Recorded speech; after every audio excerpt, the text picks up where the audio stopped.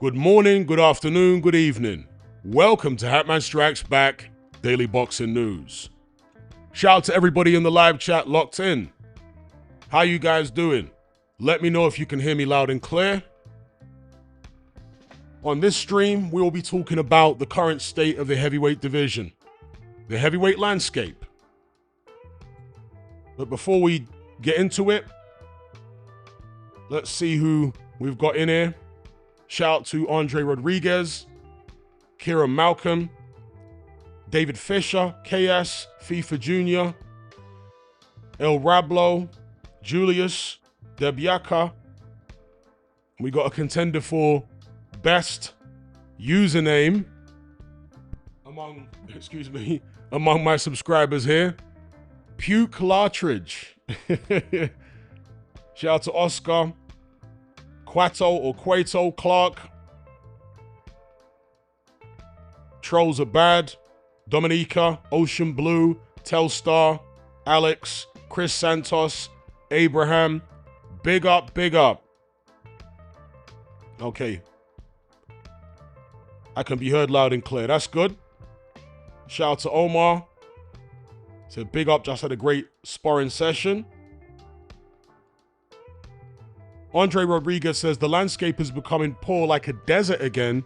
Usyk came, things became super excited with him and with Fury versus Wilder. Then Usyk beat them all, and now there's only dust in the air again. Okay, we'll get onto it. FIFA Jr. says Diego Pacheco linking up with Buddy McGirt is very interesting. Yes, if everyone can stick a like on this stream, it will be very helpful and much appreciated. Shout out to El Rablo. A lot of people liking the background music, or the intro music in this case. Some reggae / dub.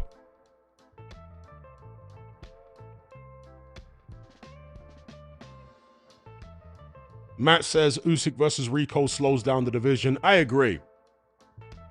Anyway, let's get into Big Up Striker. Let's get into the boxing talk here. So we'll start off by looking at the Ring Magazine Top 10.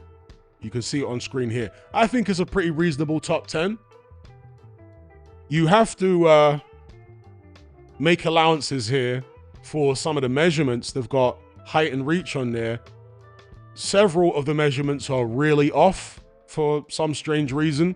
For example, if you look at Tyson Fury's reach here, it's listed as 75 inches, and that would give him T-Rex arms. They've got that measurement off by about 10 inches. Tyson Fury's reach is about 85. Here it's measured as, listed as 75. And it's as if they've got Usyk and Fury's reaches mixed up, because Usyk's reach is 85 and it's certainly not that long. I think Usyk's reach is about 78 inches. I think it's similar to, or the same as Muhammad Ali's was. And there's a couple of other measurements on there that are being accurate. But as far as the rankings, I reckon they are reasonable. So, Alexander Usyk as the champion. Fabio Wardley number 1, Agit Kabayel 2, Luke Partridge, aka Tyson Fury 3, or Puke Lartridge. Daniel Dubois 4, Filip Hrgovic 5, Itauma 6, Bakoli 7, Ajagba 8, Torrez 9, Gassiev 10. Now, personally, based upon what they've actually done, I wouldn't have Itauma that high. And I'm not sure why they've put Bakoli above Ajagba. Ajagba has been more active than Bakoli, and he had a draw with Bakoli, which most people felt like he should have got the victory in. So I'm a little baffled by those particular rankings, but overall, I reckon it's pretty reasonable. Now, some people are going to be pointing out that there are some conspicuous absences, or omissions, should I say, conspicuous omissions from these rankings, most notably Anthony Joshua, and some people will say Deontay Wilder. Well, Deontay Wilder's got a better case for being in the Ring Magazine top 10 than Anthony Joshua right now, purely because of activity and the fact that he fought and beat a ranked heavyweight recently in Derek Chisora. Anthony Joshua hasn't beaten or even fought a ranked heavyweight in over a year. And so you can justifiably omit him from the Ring Magazine top 10 on that basis alone. It's not like he was some long-running champion who had an injury, then he was out for a bit. Then they might make a case for keeping him in the rankings even if he's been out for over a year, but that's not the case here. So this is the Ring Magazine top 10. Let me know what you guys think about this ranking in the live chat. What do you guys reckon? That's right, Kieran Malcolm. Usyk's height, reach, and birthday are identical to Muhammad Ali. It's like Mark Twain once said, history doesn't repeat itself, but it rhymes sometimes. It rhymes very often, actually.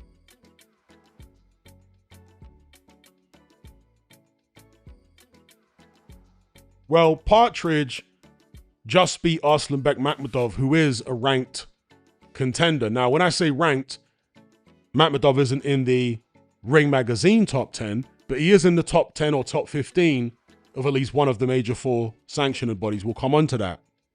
And so I think that can justifiably give Partridge a ranking in the top 10. Maybe not as high as they have him. Arguably, I mean, I'm not here to argue for or against the position they've given him in the Ring Magazine top 10. I'm just saying, based upon beating Makhmudov, you could put him somewhere in the top 10 along with what he's done in the past.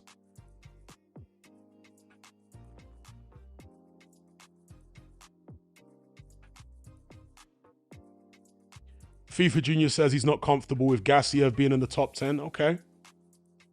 And Circle says Fury far too high. I hear you. And Circle says Fury has beaten one ranked contender in the last 3 years. Top 5 is a joke.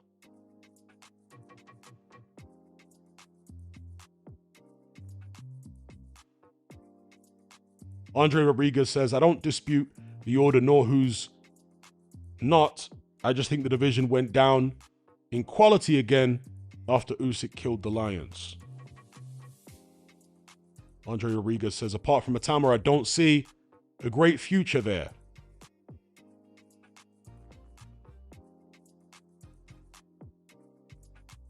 So, let's go through the heavyweights in the top 10 one by one. We'll look at their records. We'll talk about their careers, what they've done, their career trajectory at the minute, what we think they can do in the future.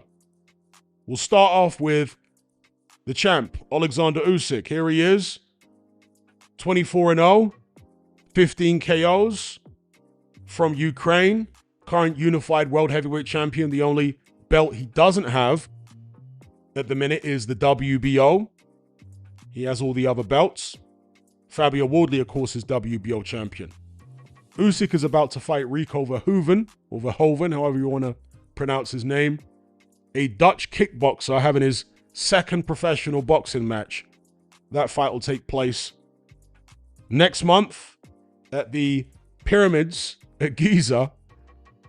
There's I don't know how you want to describe it, a novelty factor at play there with regards to having that show at the Giza Pyramids. I guess they're hoping that that will overshadow the fact that the fight itself is not exactly what most fans would hope for when it comes to a unified champion defending his belt. Although, in this particular instance, it'll only be the WBC belt on the line. The other sanctioning bodies, as things currently stand, have chosen not to sanction this fight, and I think that's the right stance to take. So that's Usyk's next assignment. Rico Verhoeven next month. Presuming he gets past that, and I expect him to, he doesn't seem like, based upon the stuff he's saying, he intends to carry on boxing for much longer. For example, he's talking about helping Anthony Joshua become undisputed. That necessarily means that Usyk's either going to have to be stripped of the belts or get beaten for the belts or voluntarily give them up. And I assume he's not looking to get beat. So in his mind, he must be thinking, I'm going to give these belts up in the very near future in order that Anthony Joshua can fight for them. So Usyk at this stage has got one foot out the door.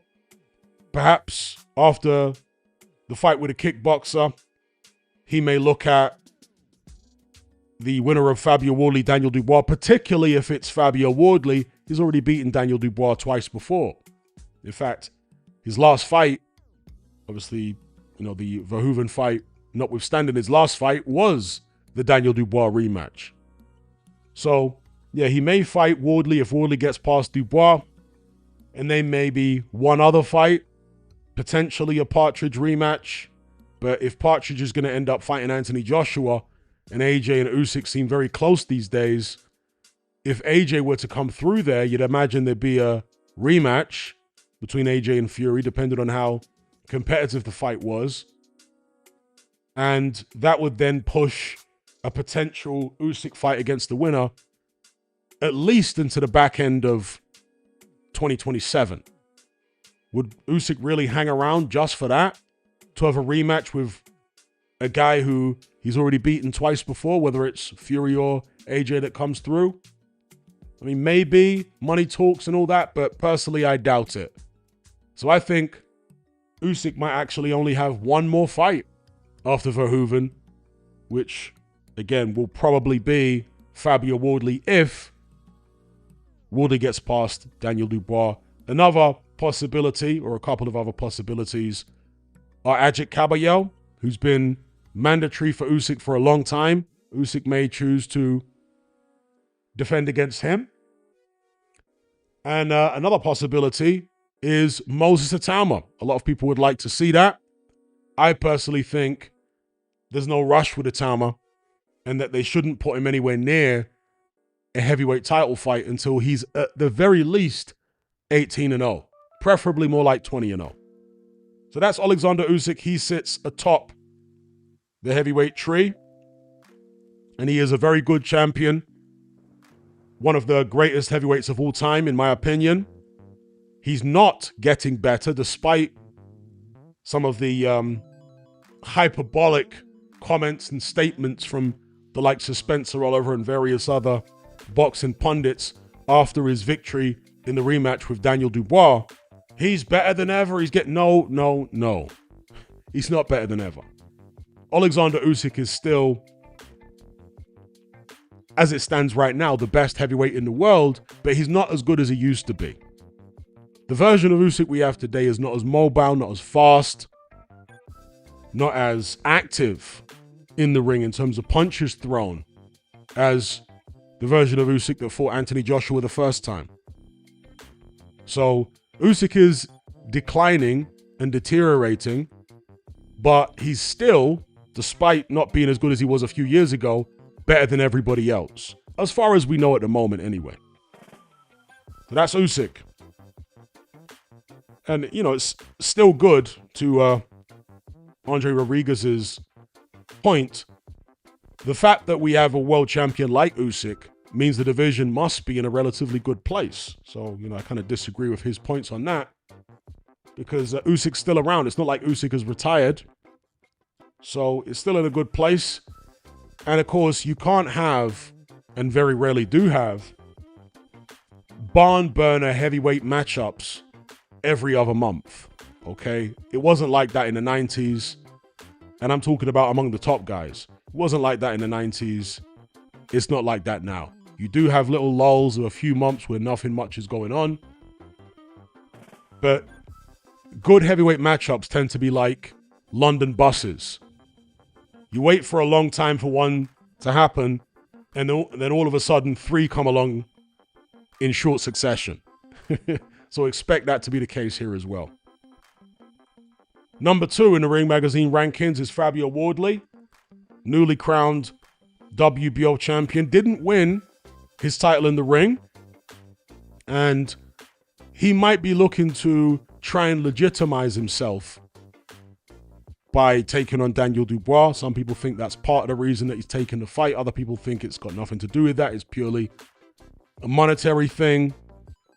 Other people think he's seen something in Dubois. Maybe he thinks it's the right time to get him. Obviously, Dubois is coming off a loss. Wardley has absolutely been a dark horse in the heavyweight division. And again, pushing back a little bit on, and big up Andre, by the way, there's no issue here, but I'm just respectfully kind of disagreeing with his viewpoint. Fabio Wardley, at 31 years of age, is still a relatively young heavyweight. So I'm going to say he's more so part of the new generation of heavyweights as opposed to the old outgoing generation, which includes the likes of Alexander Usyk, Anthony Joshua, Luke Partridge, Deontay Wilder. That's the old generation. Wardley is on the older end of the new generation, okay? He's a very exciting fighter. He is, as I say, a dark horse. No amateur fights, only a few white-collar fights. When he gets in the ring, he wears his heart on his sleeve. He's come from behind to snatch victory from the jaws of defeat on several occasions. And that's what's so compelling about him, okay? Fabio Wardley is very rarely in a dull fight, if ever. So he's right there. And of course, he's taking on Daniel Dubois, another heavyweight who's very rarely in a dull fight, and another heavyweight who's also part of the new generation. Okay, he's fought several fighters of the old generation, but he's still part of the new generation. Daniel Dubois is only 27 years of age. Actually younger than Fabio Wardley is. So, the new generation, you got Wardley, you got Daniel Dubois, you got Moses Itauma, you've got Bakhodir Jalalov, he's part of the new generation. You've got Richard Riakporhe is not age-wise part of the new generation, but he's newly moved up to the heavyweight division. We'll come on to him. You've got Jared Anderson. You've got, who else did I forget to mention? Richard Torrez, he's part of the new generation. So we'll come on to them. In fact, I've got a bunch of people, their BoxRec records lined up here to show on screen. As you can see, Fabio Wardley's is on screen. One of the people I forgot to line up to get on screen is Jared Anderson. Let me do that now. So bear with me, folks. I forgot to take a screenshot of his BoxRec page to include him in the conversation. And interestingly, I'm not sure how many of you guys saw this, but Jerrell Miller recently did a quick Q&A or quick fire, rapid fire question and answer session. I think it was with DAZN. And he was asked to describe certain fighters who were mentioned by the interviewer in one or two words. And despite the fact that he's had issues with Jared Anderson in the past, they obviously argue over the fact that, they both call themselves Big Baby. When asked about Jared Anderson, surprisingly, he said, future champ. So make of that what you will. Not that Jerrell Miller can't be wrong. But yeah, he, interestingly, despite having issues with Anderson in the past, called him a future champ. We'll come on to him a little bit later on. I'm just going to get his screenshot here and add it to the records that I'm about to show on screen.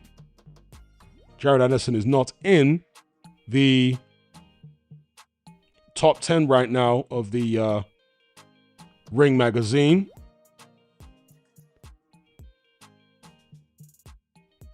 One sec, folks, just sorting this out.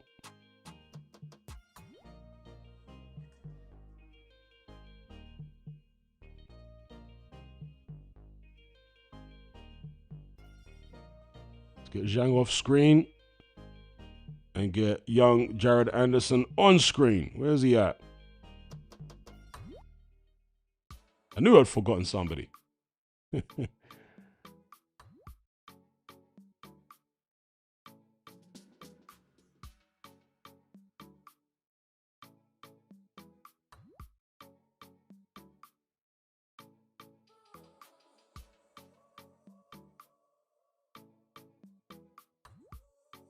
All right, there he is. Let's center that.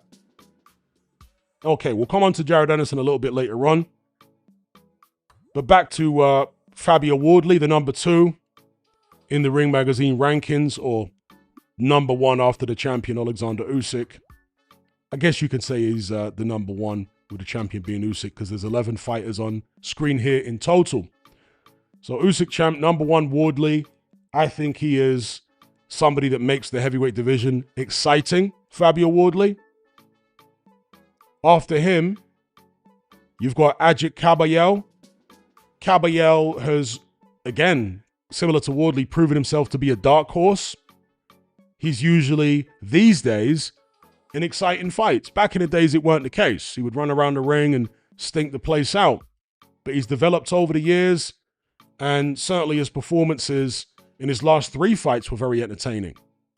He stopped Arslanbek Makhmudov, took his unbeaten record. He stopped Frank Sanchez, took his unbeaten record. And in his last fight, stopped Damian Nieba. I think that's how I pronounce his name, a Polish fighter. So he's stopping people, and his calling card, his signature, really, to his fighting style is the body attack. He is a tremendous body puncher. I forgot to mention also, he stopped Zhang. How could I forget that victory? So you could say his last 4 fights have been very entertaining performances. I thought perhaps the Zhang victory was the most impressive of all, given the size difference and the run that Zhang was on, coming off the knockout win over Deontay Wilder, and so on. So Agit Kabayel, an entertaining addition to the heavyweight division, skilled, tough, good boxing brain, great body puncher. Unfortunately, he's been sitting, waiting for his WBC title shot for far too long now. Alexander Usyk, although he has been, up until this point, a great example of what a heavyweight champion should be, now that he's coming to the very back end of his career, the twilight, the sunset of his career, he's starting to engage in less than ideal practices, okay? Taking on this kickboxer in a novelty fight, making his mandatories weight. And look, there was a time when Usyk, because of the likes of Luke Partridge kicking the can down the road and messing him about, was putting off fighting mandatories for justifiable reasons. Okay, he did fight Daniel Dubois, who's a mandatory at the time, in their first fight. But that aside, there hasn't been a lot of mandatory activity going on with the heavyweight champions over the past few years because of all these unifications. Unifications, particularly undisputed unifications, tend to trump mandatories. So you can understand it, as frustrating as it was for a lot of the contenders, you can understand it. But we're no longer in that position now. Now Usyk is unified champion, and he's not fighting a guy in Agit Kabayel who he should be fighting. So I feel Kabayel's frustration, and Frank Warren, who is Kabayel's promoter, seems to be putting his foot down now and saying, if Usyk doesn't fight Kabayel in his next fight, they're going to take legal action against the WBC and force them to either impose Kabayel on Usyk as mandatory, call that fight, or strip him. Simple as that. And that absolutely needs to happen. So that's the position that Agit Kabayel is in right now, the number 2, behind Fabio Wardley and Alexander Usyk. Shout out to everybody in the live chat. Hopefully you guys are enjoying the stream. I'll come on to your questions and comments in just a bit. I just want to get through the top 10. This is based on Ring Magazine rankings. We will talk about the rankings of the 4 major sanctioned bodies as well.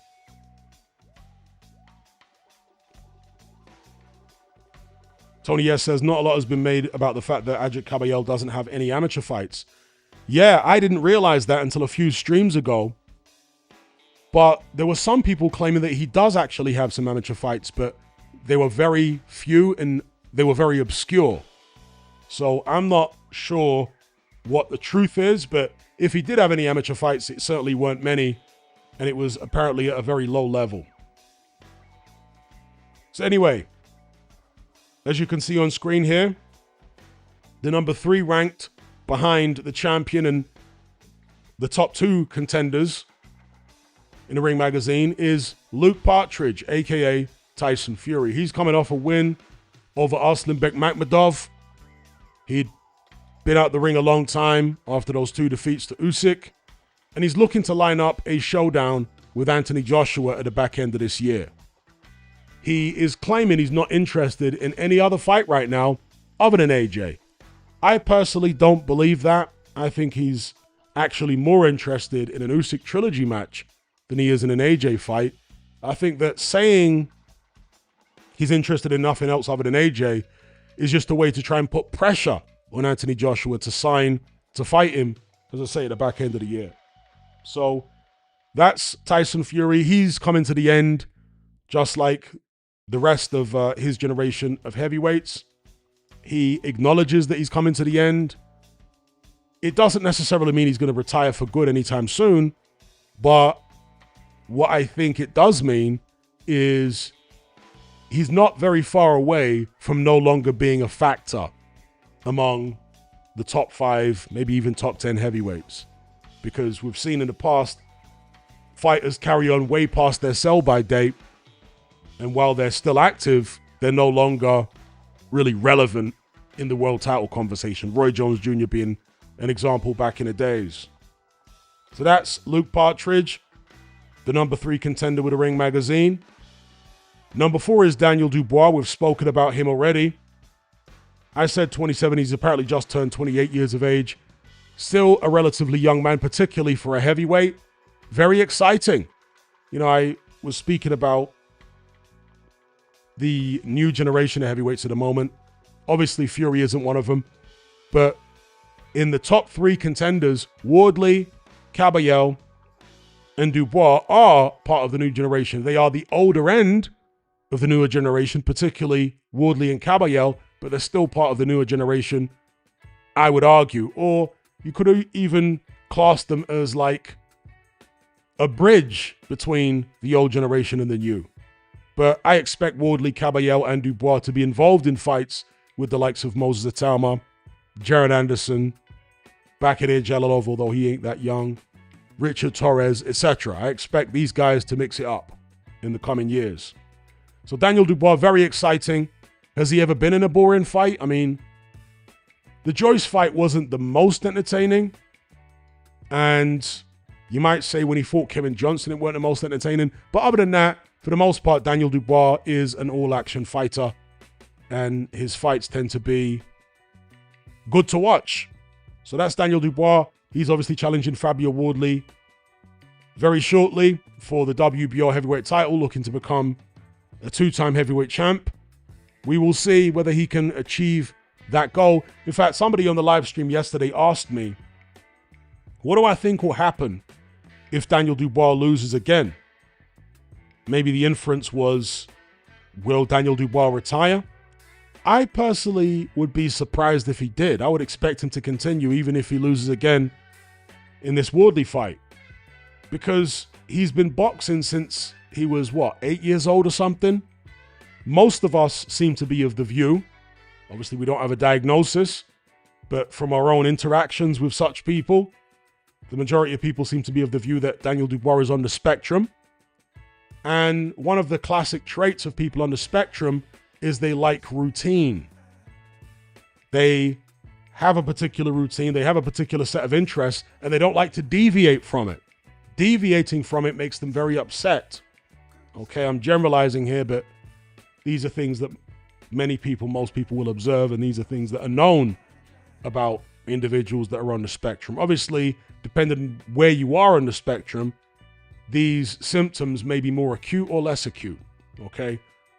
But for those reasons, if Daniel Dubois were to lose against Wardley, I think he'll carry on. Again, he's only 28, and it will be his 4th loss. So I expect him to carry on. So that's Daniel Dubois. After him, we got Filip Hrgovic. So he would be the 5th ranked contender in the Ring Magazine top 10 underneath the champion Alexander Usyk. He's 19-1 with 14 KOs. He's coming off a win over David Adelaide, which was a points victory. He won that fight comfortably on the cards, but he had a very rough 8th round where he was hurt worse than in any of his previous fights. he once again had to show his tremendous punch resistance there. One of the things I'll say about Filip Hrgovic, aside from the chin, is that he has a very high work rate. Earlier on in his career, he wasn't managing his gas tank very well. He would throw far too many punches in the early rounds, gas himself out, and then be huffing and puffing through the remainder of the fight. Under Abel Sanchez, he's pacing himself better, but he's also fitter. I think training at altitude in Big Bear has paid dividends. We've seen in his last couple of fights against Joe Joyce and David Adeleye. He didn't gas out late. He had gas in the tank, and he threw and landed an awful lot of punches in both those fights. Look at the CompuBox numbers. For example, over 10 rounds against Joe Joyce. I forget if it's the case in the Adeleye fight, but certainly against Joyce, over 10 rounds, he threw more punches than Usyk threw over 12 rounds in either of the Fury fights. And Usyk is known for having a good work rate. So yeah, Hrgovic has improved his fitness, and he's also managing his gas tank better throughout the course of fights now with Abel Sanchez. I like that link-up. I think that's one of the better fighter-trainer link-ups in the heavyweight division over the past few years. His next fight, we're not sure. He's apparently just signed some type of extension on the promotional side of things with Frank Warren. And he did say that part of his new deal was that he may have to fight Moses Itauma. And he didn't, in the interviews anyway, appear to be shying away from that fight. But he's a very macho guy, Filip Hrgovic. You wouldn't expect him to give anything away as far as weakness or act like he doesn't want a particular fight. I hope the Itauma fight does happen. For one, I think it'll be a good fight. For two, I think it will be a revealing fight for Itauma to see whether he can have the same level of success and be as impressive against a teak-tough veteran, we have to call him now, in Filip Hrgovic, as he was able to have against the Jermaine Franklins and Dylan Whites of the world. Filip Hrgovic, much bigger in stature than either of those guys, would definitely come to win. Iron jaw, throws a lot of shots, and has a lot of pride. Good amateur background as well. So I personally hope the Itauma fight happens sooner rather than later.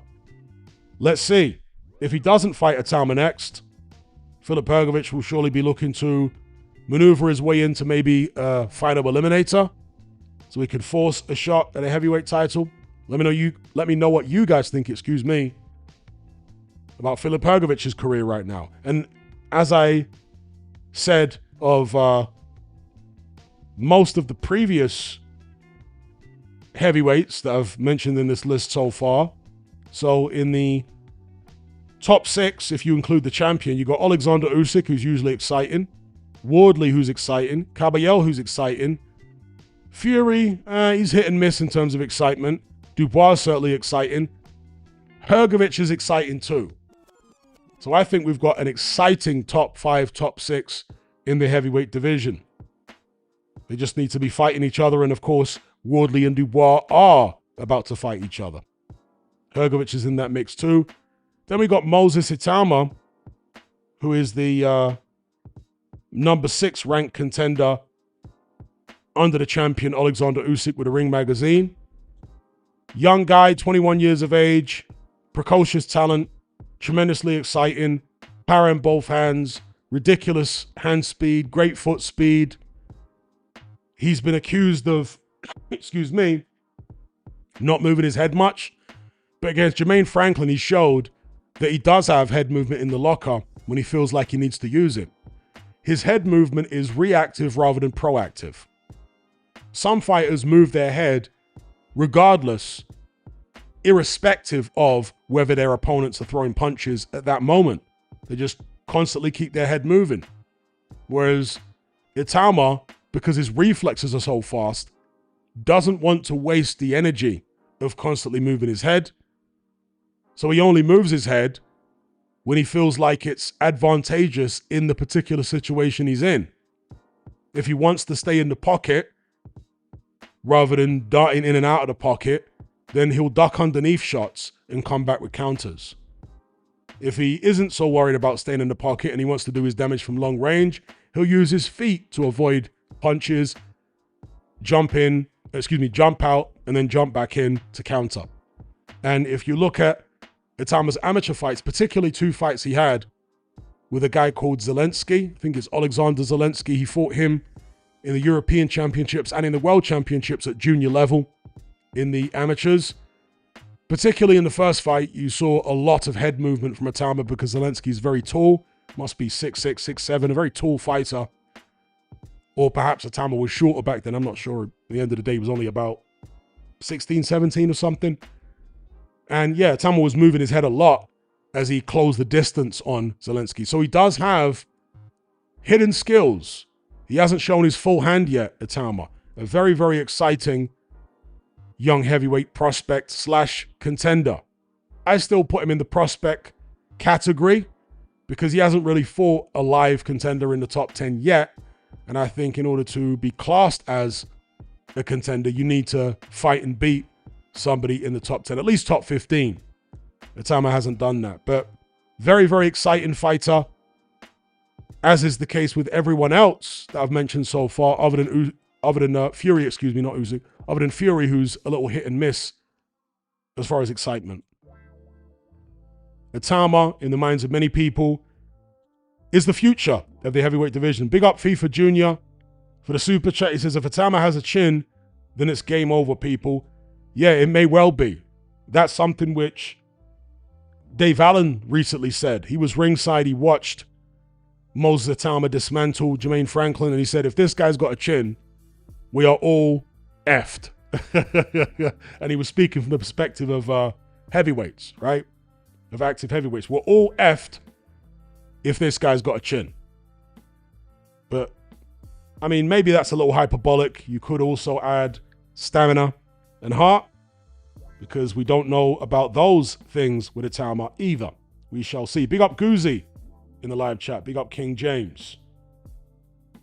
Big up King Khan.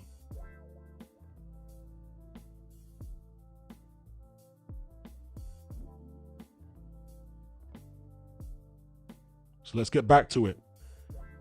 So the next down the list in the Ring Magazine top 10, heavyweight division obviously, is Martin Bakoli. Congolese fighter based in Scotland, now 34 years of age. He's had a very stop-start career. He showed early promise before running into Michael Hunter at the York Hall when Bakoli was in some kind of shape back then.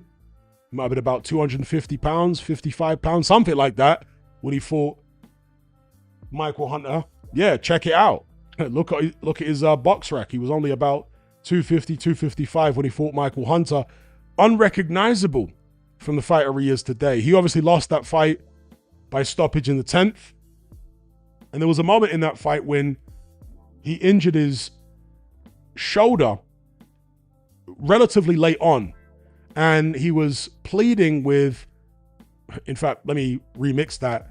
He was telling his trainer manager, Billy Nelson, in the corner that he wanted to quit.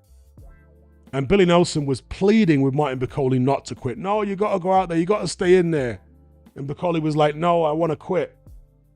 It's right there on the tape. For those who haven't seen it, go check out the Martin Bakoli Michael Hunter fight from back in the days at York Hall. So Bakoli came back since then with a string of wins over people like Sergey Kuzmin, Tony Yoka, who was previously unbeaten, Jaron Anderson, who was previously unbeaten. So he's got some decent wins on the resume. But then after the most high-profile win of his career, which was on a big Riyadh season Ring Magazine show, forget which one it was, but, you know, Saudi show in the United States, and that was against Jared Anderson. That was the most high-profile win of his career to that point. He then rolls off the sofa and steps in a literally last-minute replacement for Daniel Dubois, taking on Joseph Parker in Saudi Arabia in what was a very ill-conceived move, because he ended up being stopped by Joseph Parker in just 2 rounds, and he has never regained any type of form or any type of fitness since then. He went in after that against Efe Ajagba, and he looked terrible. He came in lighter than he was against Parker, yes, more prepared than he was against Parker, but still didn't look very clever in there.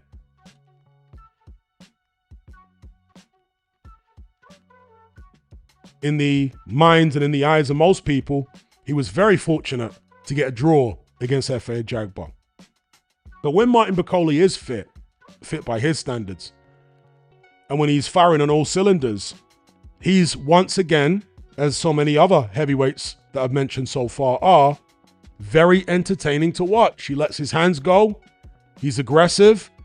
He's not difficult to hit himself.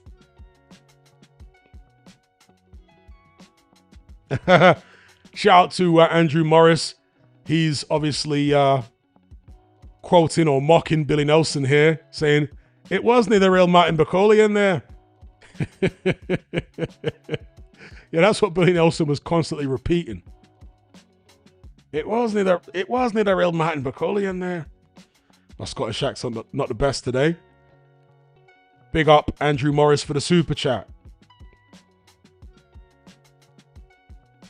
So, Bakoli's future looks uncertain at the minute because of the fact that he is 34 years of age, not in great form, and he has some type of dispute with his either current or former promoter, depending on who you choose to believe, Ben Shalom. Bakoli is saying that he isn't contracted with Ben Shalom anymore, that the contract has expired, but that anytime he tries to take a fight with a different promotional outfit, he is threatened legally by Ben Shalom, which is keeping him on the shelf. Make of that what you will. He needs to sort that situation out. I've long felt, and maybe I'm wrong, because at the end of the day, I'm not an insider in the situation. I'm an outsider looking in. But I've long felt that Martin Bakoli's best move would have been, at least a couple of years ago, and certainly still now, to get rid of Billy Nelson. I don't think Billy Nelson has been a great manager for Martin Bakoli personally. He's been a great cheerleader for him, but in terms of the moves they've made from a business perspective, the fights they've taken, overall, I don't think he's been good for Bakoli. I think, and in fact, some people might argue that he hasn't even been a good cheerleader for him because he's constantly publicizing these sparring rumors and all that kind of stuff. Sometimes, when it comes to getting fights, it's better that people don't know that much about you. It's better that people don't know that you dropped Usyk in sparring or stopped Daniel Dubois in sparring, etc. It's better that you fly underneath the radar and you just play Mr. Nice Guy.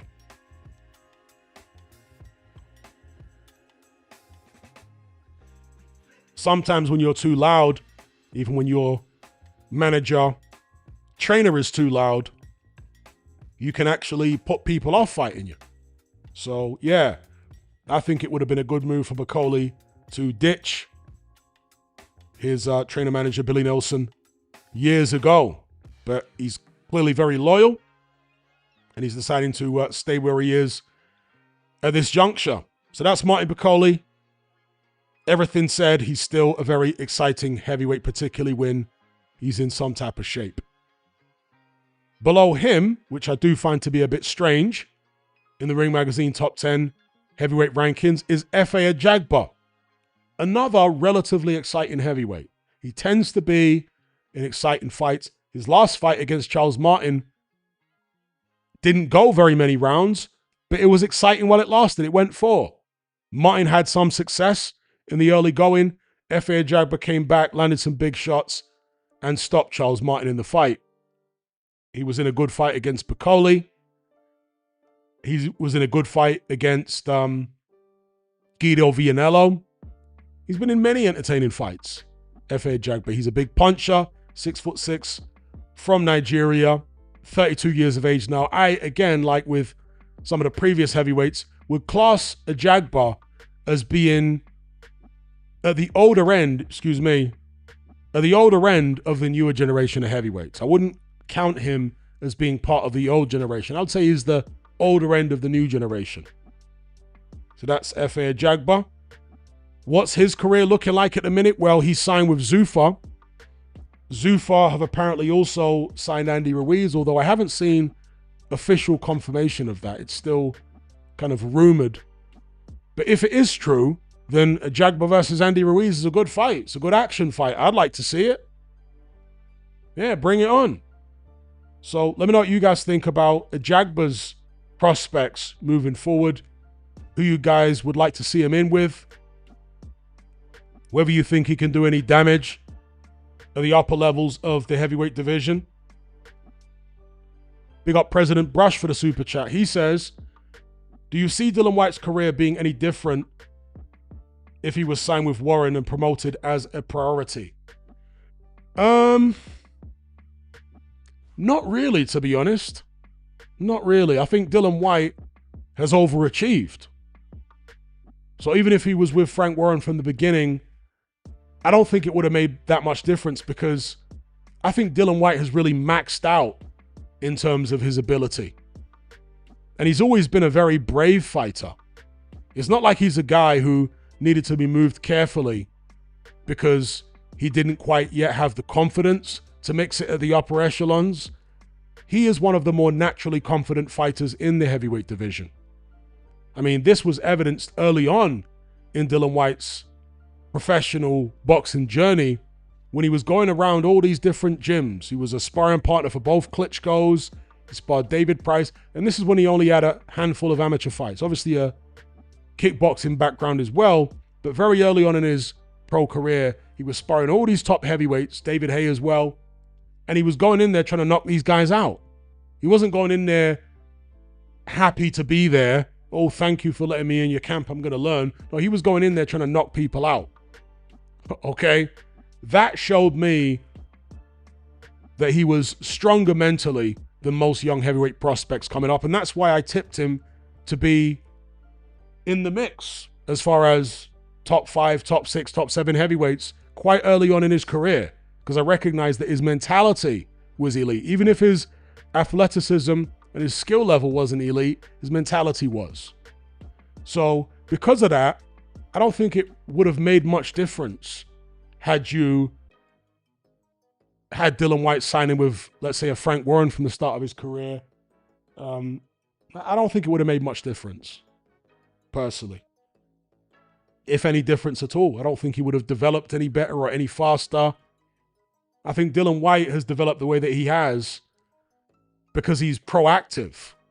He isn't one of these guys like AJ who's kind of wide-eyed and wandering around, not really knowing what he's supposed to be doing. I think Dillian Whyte is a much more intuitive fighter than that. Had a much better idea of what he needed to do, who he needed to be with. So, yeah, I don't think it would have made much difference personally. But shout out to President Brush for the super chat. Much appreciated.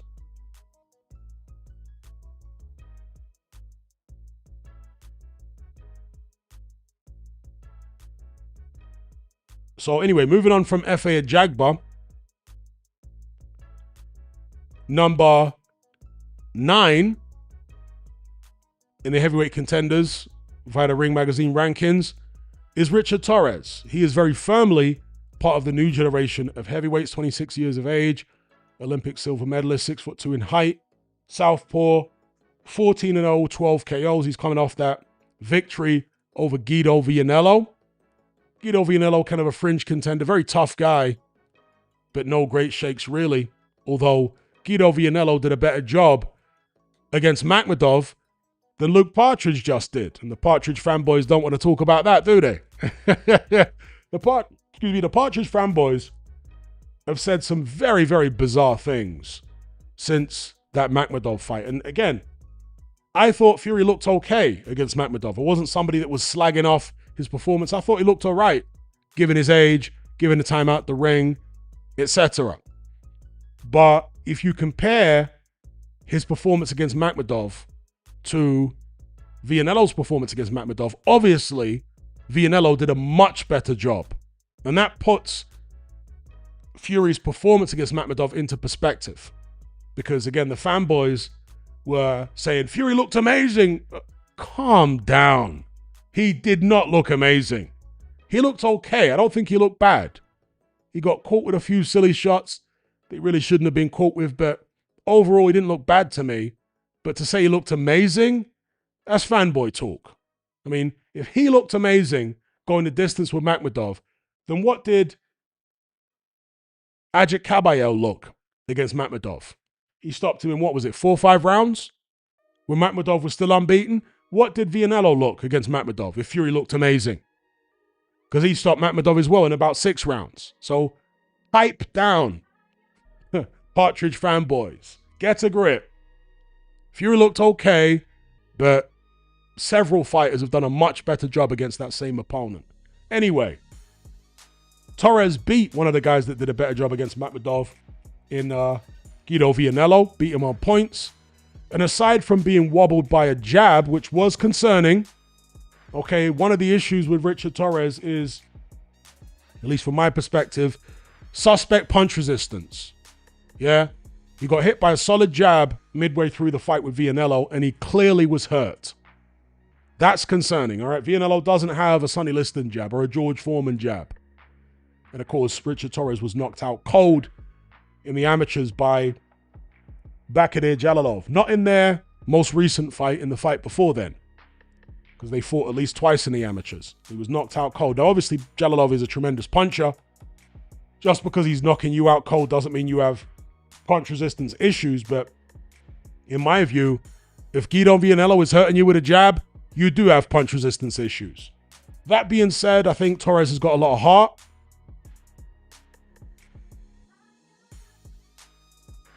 I think he has underrated boxing skills and an underrated boxing brain. And I think the reason that Torrez is a little underrated in terms of skill and ring IQ is because he's a bit scruffy in the way that he fights. Despite the extensive amateur background, he doesn't have the most refined, neat and tidy technique. And that can kind of mask or overshadow his tactical acumen in there. Because he does move his head quite well. He'll duck underneath punches, he'll come up with counters, he'll position his feet quite well, but it's all done in a little bit of a ragged fashion. Similar to Dillian Whyte in some ways, because Dillian Whyte, when it comes to like playing chess in the ring, as in you throw a shot, he slips it, counters it, all that type of business, pattern recognition, Dillian Whyte's quite good at that. It's just that his biomechanics don't allow him to execute counters and defensive moves in a neat and tidy fashion.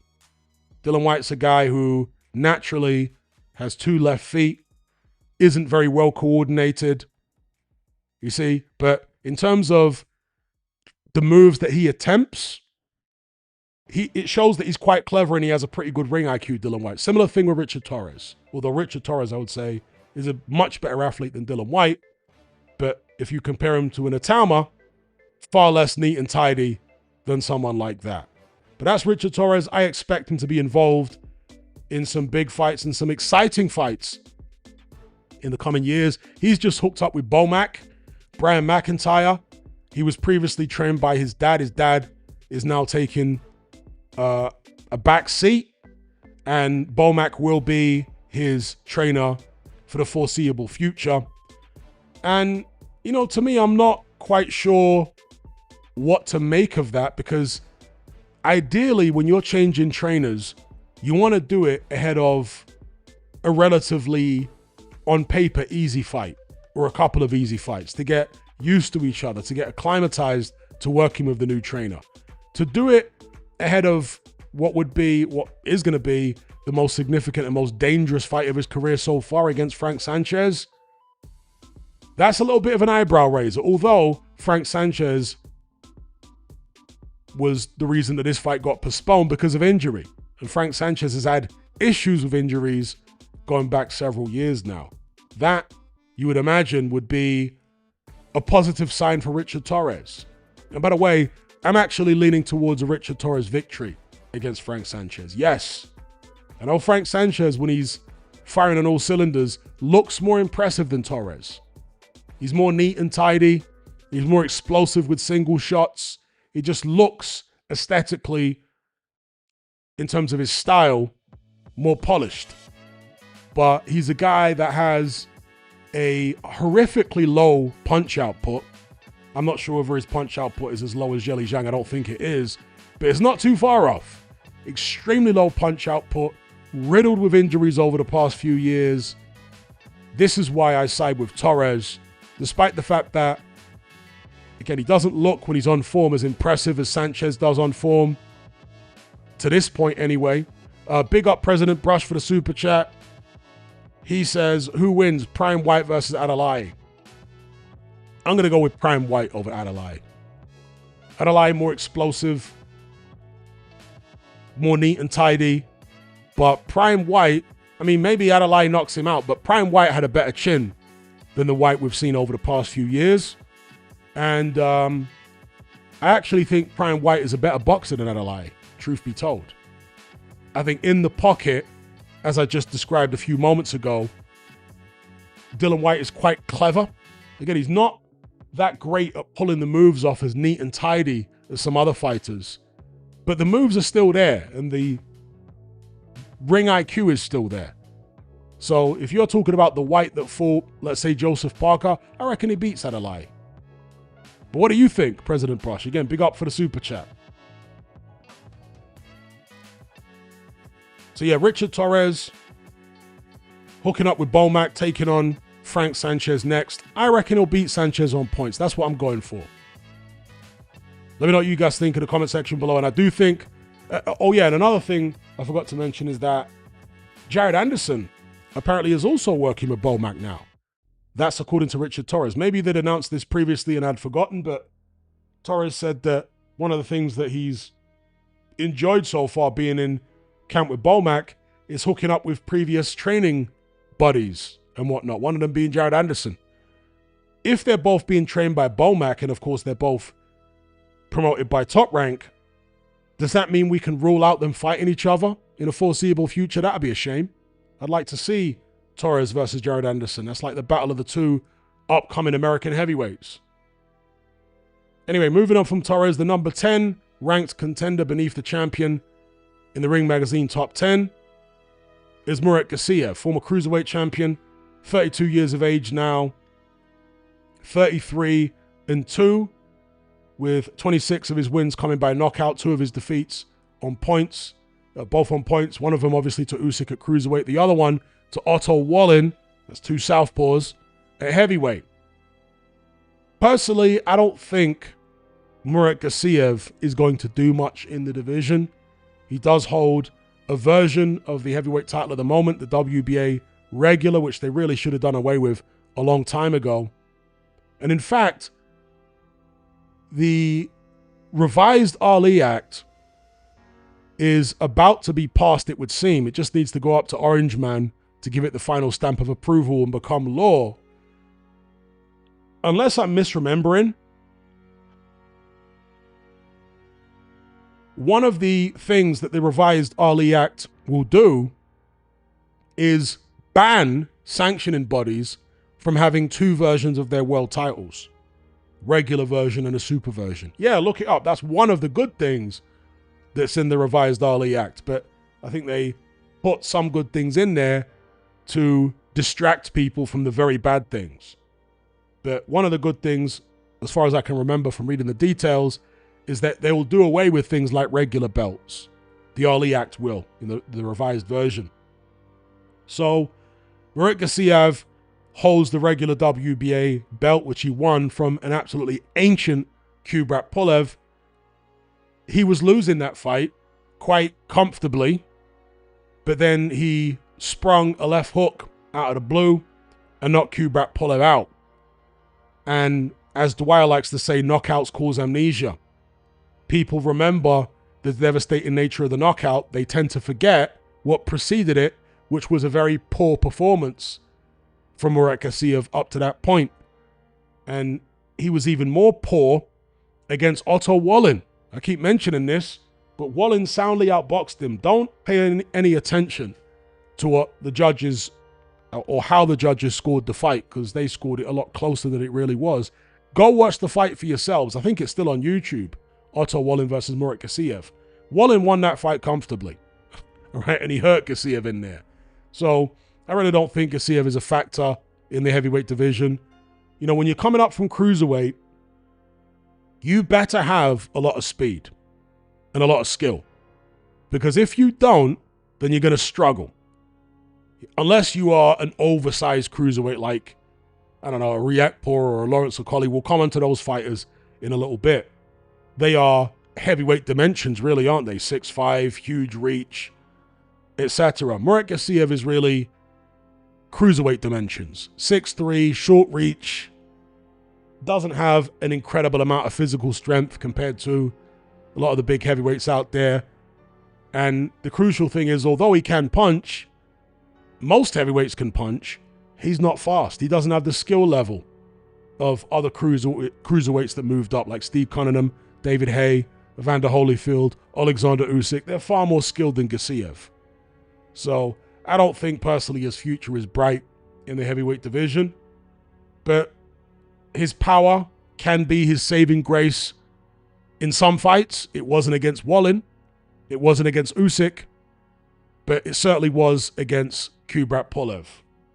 I know some of you guys rate Gassiev as as a cruiserweight, he was a good fighter, but as a heavyweight, I don't rate him, although I think some of you guys rate him more highly than I do.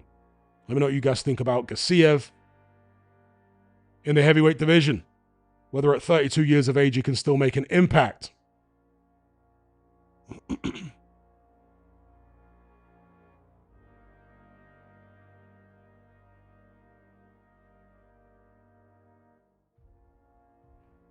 So that's the Ring Magazine top 10. Top 11 if you include the champion Usyk. There are some notable omissions from those rankings, as most of you guys would have observed. And the omissions can be seen here in the top 15 rankings of the 4 major sanctioning bodies. Can you guys see this on screen? So obviously Usyk is champion with 3 of the organizations.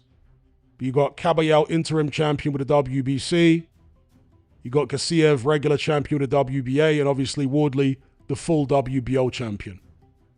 Now the omissions from the Ring Magazine top 10, I'll just remind you of their top 10 again here. There it is on screen. Alexander Usyk champion. Wardley number 1, Kabayel 2, Fury 3, Dubois 4, Hrgovic 5, Itauma 6, Bakoli 7, Ajagba 8, Torrez 9, Gassiev 10. And this is the top 15 of the 4 major sanctioning bodies. The rankings are a bit different and there are more fighters there, fighters who are not included in the Ring Magazine top 10. Certainly omissions. The most notable of which, I guess, would be Anthony Joshua. He is not in the Ring Magazine top 10. In my view, justifiably so, because he hasn't fought, never mind beat, a ranked contender in over a year. His last fight was against Jake Paul, a YouTuber. So AJ not being in the top 10 of the Ring Magazine, I have no arguments with that. And in fact, I'd have more of an argument that he shouldn't be in the top 10 of, let's say, the IBF as he is here at number 6. He isn't ranked by the WBA. He's at number 3 with the WBC, which I think is a shocking ranking.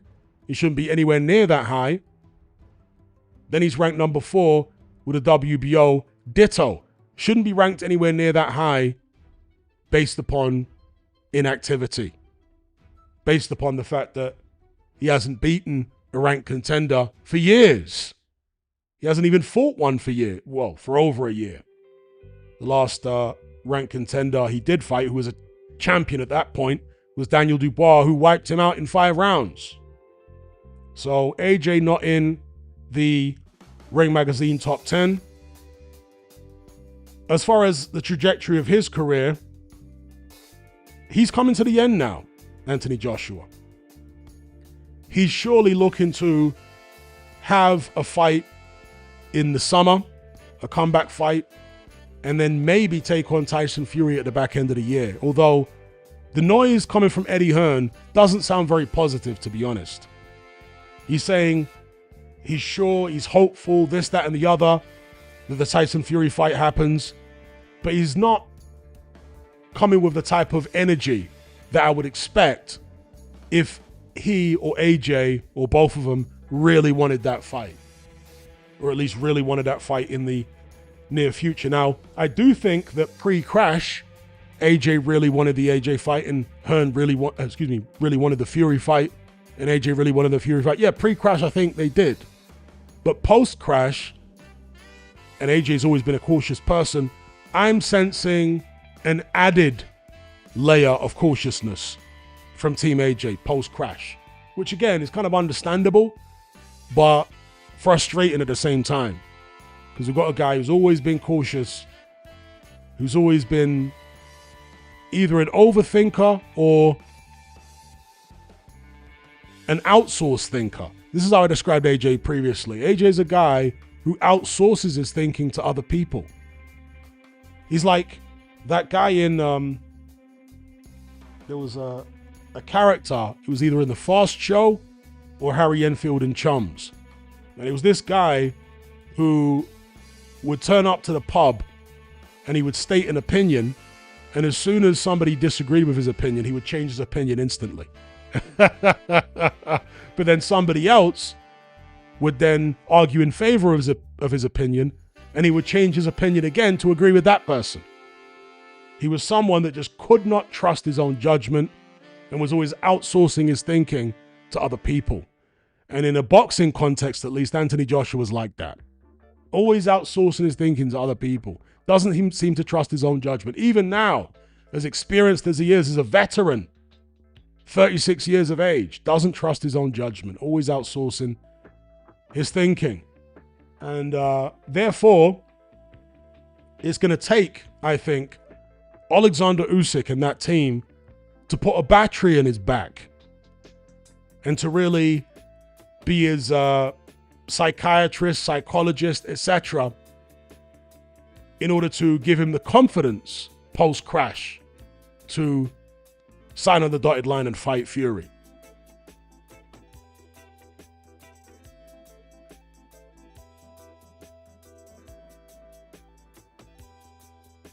I think AJ's got a lot of questions swirling around in his head right now. And he's turned to Usyk for guidance.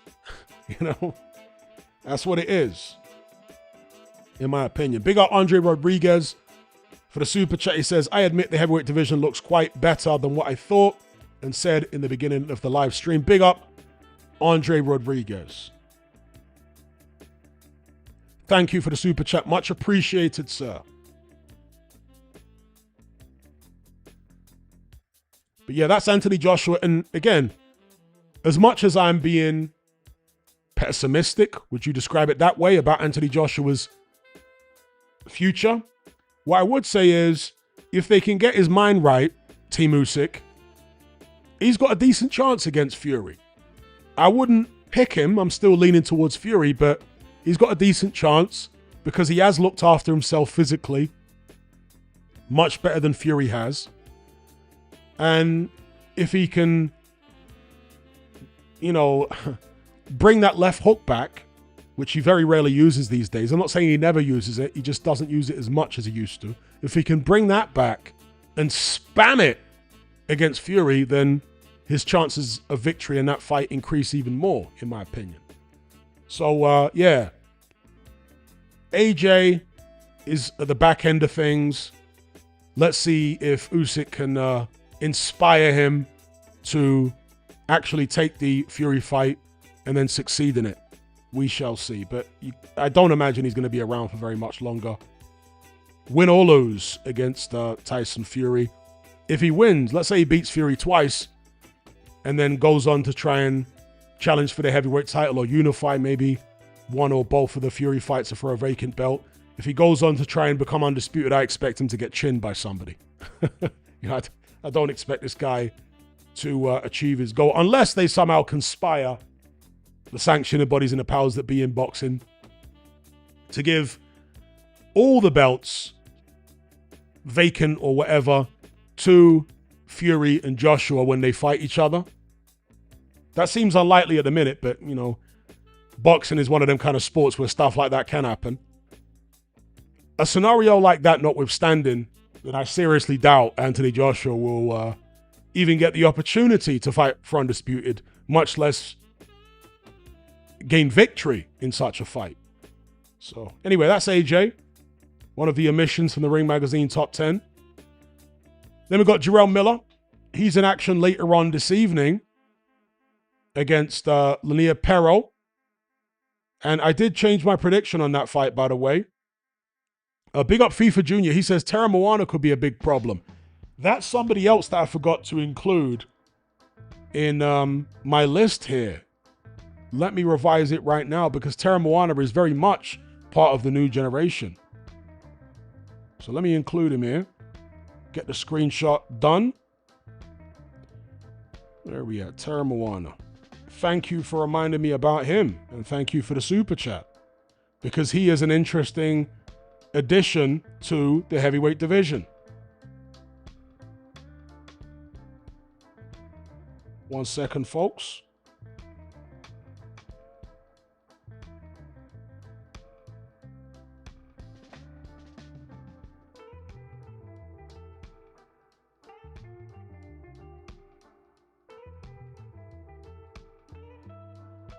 Just bear with me.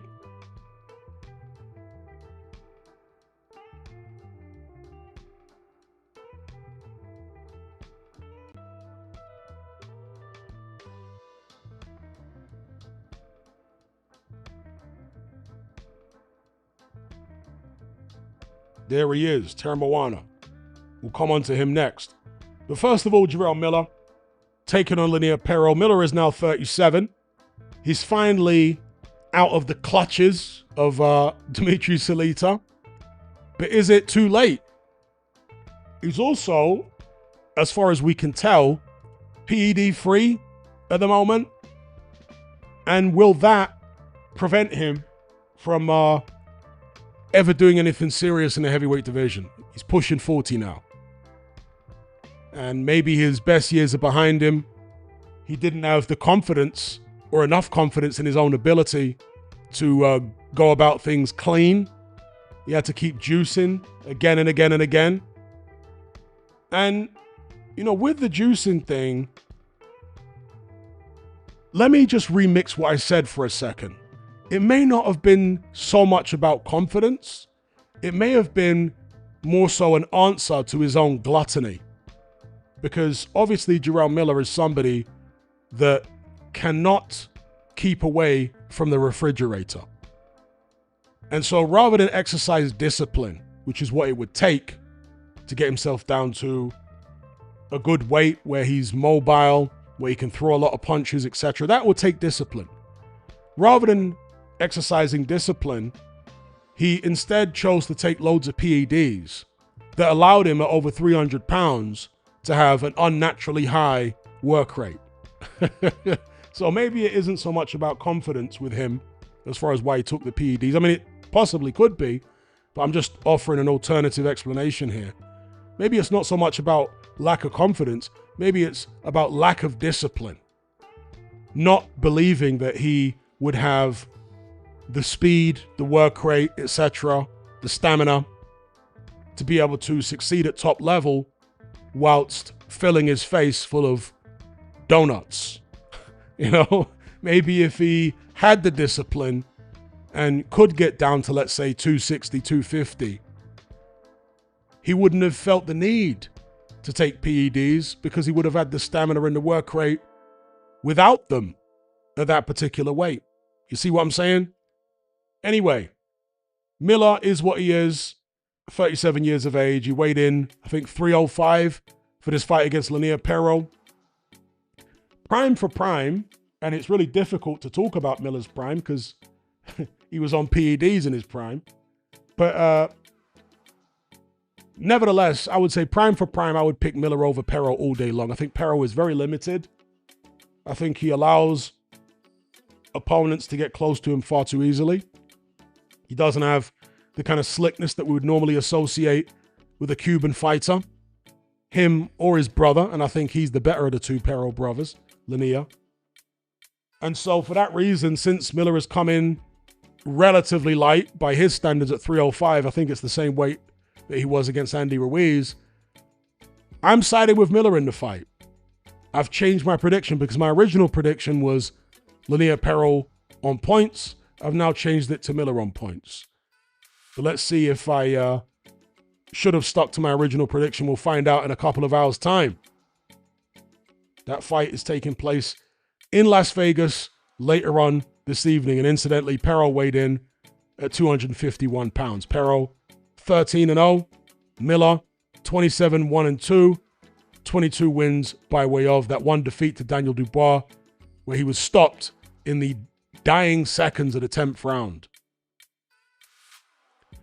I think if he can beat Linnea Perel because of his mouth and because of his all-action style, I think Miller may get an opportunity. And he's just signed a multi-fight deal with Matchroom, by the way. So I think Miller may have an opportunity in the not-too-distant future to be involved in at least one big fight, maybe several. We shall see. Let me know what you guys think about Jerrell Miller's future prospects in the comments. Shout out to everybody in the live chat. Then we move on to the guy that FIFA Jr., big up FIFA Jr. for the super chat. The guy that he just mentioned, Terram Moana. An Australian heavyweight of Samoan descent, as far as I'm aware. He was a high-level amateur, former Olympian. He was in the Olympics, wasn't he? He fought Jalalov, wasn't? I'm sure that was in the Olympics. Excuse me. 10-0, 10 wins by knockout. His last fight was a blowout of Curtis Harper, destroyed him in a round. Very heavy-handed, very aggressive. Apparently, he is inspired stylistically by Lennox Lewis, but I don't really see much of that, to be honest. I mean, Lennox Lewis was a chameleon in the ring. When he wanted to be aggressive, he could be hyper-aggressive. We saw that against people like Michael Grant, against Henry Akinwande, against Vitaly Klitschko. Usually taller guys. That's when you'd find Lewis being very aggressive.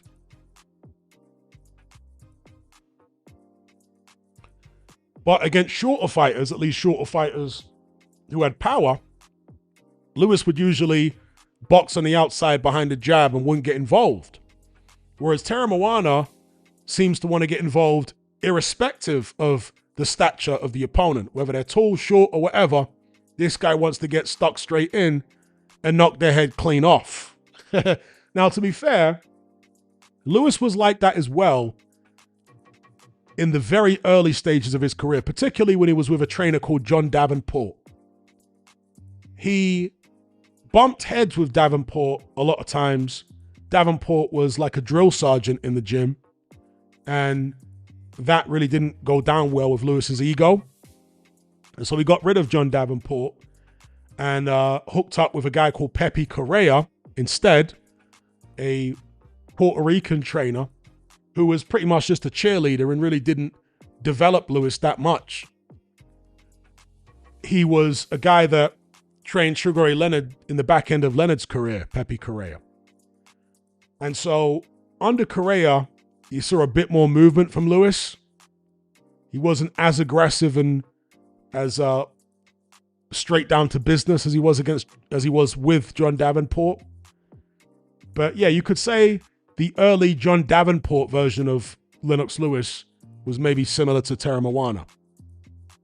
But Lewis under Pepe Correa and even under Manny Stewart was much more of a chameleon. In fact, under Correa, he was really sticking and moving in most fights. But under Manny Stewart, he was definitely a chameleon. He would fight very, very differently depending on the opponent. I haven't seen that level of versatility from Terram Moana yet. If he does have it, we'll find out in due course. But a very exciting heavyweight, big guy, 28 years of age, very much part of the new generation of heavyweights. And I mean, imagine Terram Moana versus Itauma in future. That'll be incredibly exciting. So there's him. FIFA Jr. thinks Terram Moana is going to be a big, big problem in the not too distant future. And he might be. We shall see.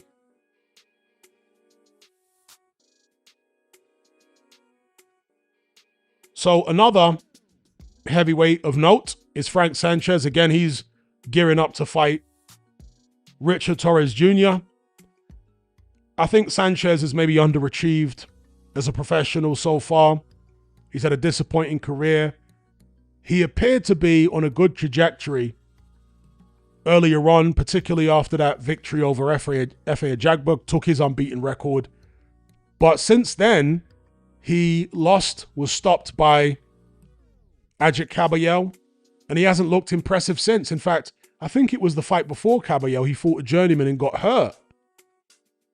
I think part of the reason that Sanchez has not been looking impressive since that Ajagba fight is, one, because he appears to have a chronic issue with knee injuries, and two, because as with other Cubans, I suspect he is older, quite a bit older, than his stated age on BoxRec, and when they actually have his fights on DAZN and various other broadcasters, they list him as being whatever it is.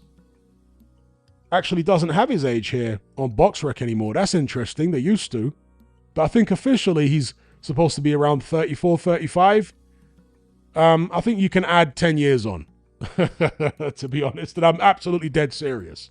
I think you could add 10 years on and you'd be closer to his real age. And I think that's the primary reason for the dramatic drop-off in form from this guy, is because he's actually a lot older than he claims to be. But we'll see how he does against Richard Torrez. The fight was postponed because Sanchez got injured. What kind of shape is he going to turn up in against Torrez? Will he have the legs? Will he have any kind of work rate? When Frank Sanchez is firing on all cylinders, he looks very impressive. I mean, the Ajagba performance, while it wasn't the most exciting fight, from a technical and athletic perspective, Sanchez was very impressive. Very fast, sharp on the counter, moved well, moved his head, completely neutralized the Ajagba, and even dropped him, hurt him. But we haven't seen that version of Frank Sanchez since. And he's moved around trainers quite a few times as well. He was with Eddie Reynoso, then he, I think, had some time with Joe Goosen. I think now he's back with Reynoso. I'm not sure actually who he's with now, but I think he did return to Reynoso for a bit. So that's another thing to consider when weighing up his future prospects. So that's Frank Sanchez. Then we move on to the big bang. Zhang. He's surely coming to the end now. He's way up there in age. Must be 42, 41, 42, maybe 43. Hasn't fought since he was stopped by Agit Kabayel back in February of last year. I haven't really heard his name linked to too many fighters either. I don't know how keen he is on fighting again. Did he get a lot of money against Deontay Wilder and Kabayel? Enough money for him to contemplate retirement? Perhaps. At his best, Zhang is a skilled and hard-punching southpaw. Hard-punching with both hands. Unfortunately, he has a very low work rate, which is a product of having possibly the worst stamina in the heavyweight division. In fact, I would argue definitively he has the worst stamina of any heavyweight in the top 10. Absolutely diabolical stamina.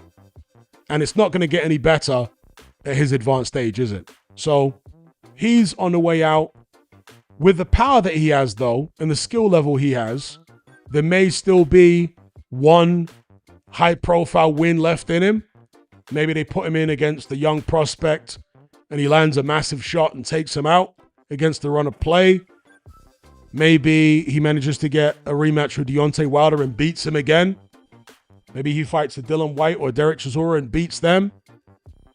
So there might still be maybe one opportunity left for success for Zhang, but no more than that in my estimation.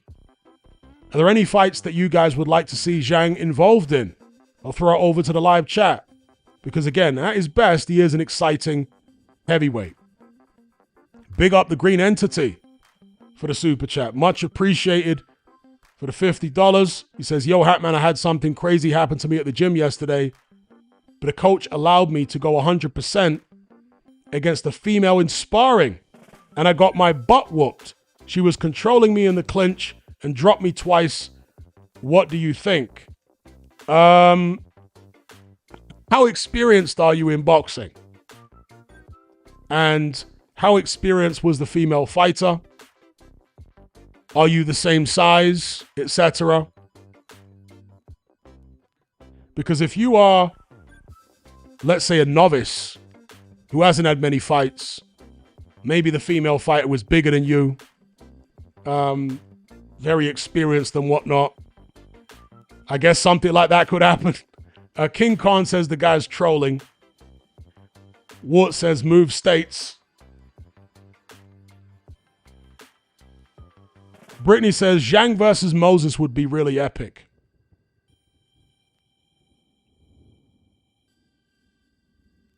Yeah, everyone in the comments is telling Green Entity to stop trolling. Well, it's up to him to tell us whether he's trolling or not. But I'm going to, for the time being, take him at his word and say that that did happen.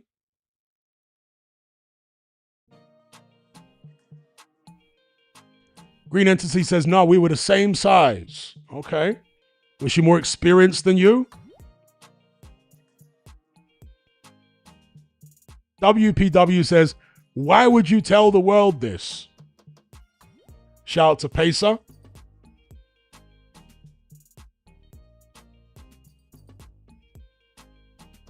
King KO the Great says, oh, hell no. Okay, Green Entity says, a full year and she was the same size. Okay, so you've only been boxing a year, so you're a novice. Okay.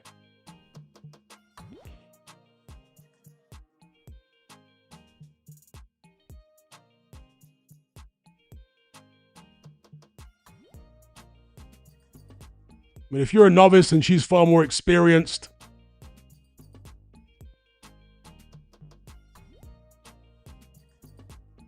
it's still relatively unusual, I'm not going to lie, but it could happen, you know?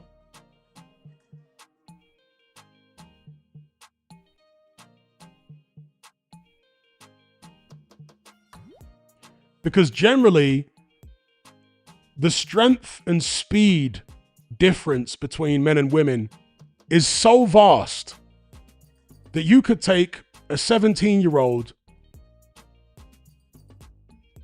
novice fighter and put him in against a female in his gym who's a relatively experienced amateur, and in most cases he'll beat the brakes off her, even if they're the same size, just because the speed and the physical strength, etc., difference is just so big.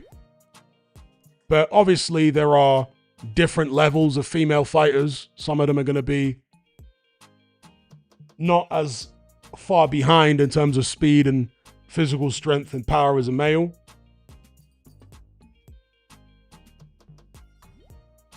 Somebody says there, was it that Algerian trans boxer? I mean,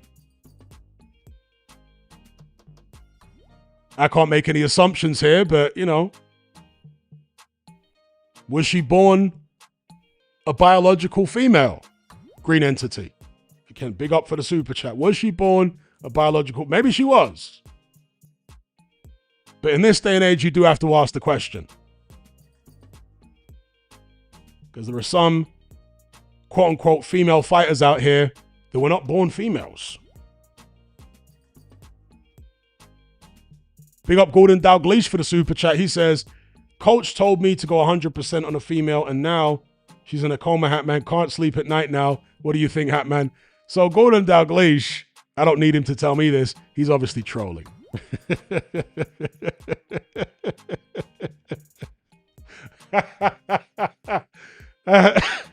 So he's obviously trolling. Big up Gordon Douglas, because that was quite funny. Big up everyone in the chat. Big up the super chatters. Again, Green Entity. It's an interesting comment there. What weight class are you, by the way? Green Entity. What weight do you fight at? You've been boxing for a full year now.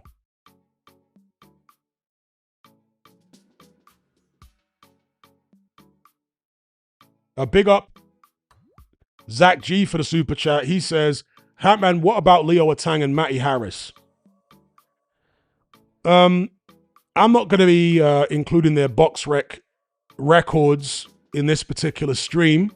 They haven't cracked contender status yet, or even close. Personally, I think that if Matty Harris and Leo Atang were to fight right now, I'd pick Matty Harris to win. I think that he has improved under Peter Fury. I think Peter's got him in better shape.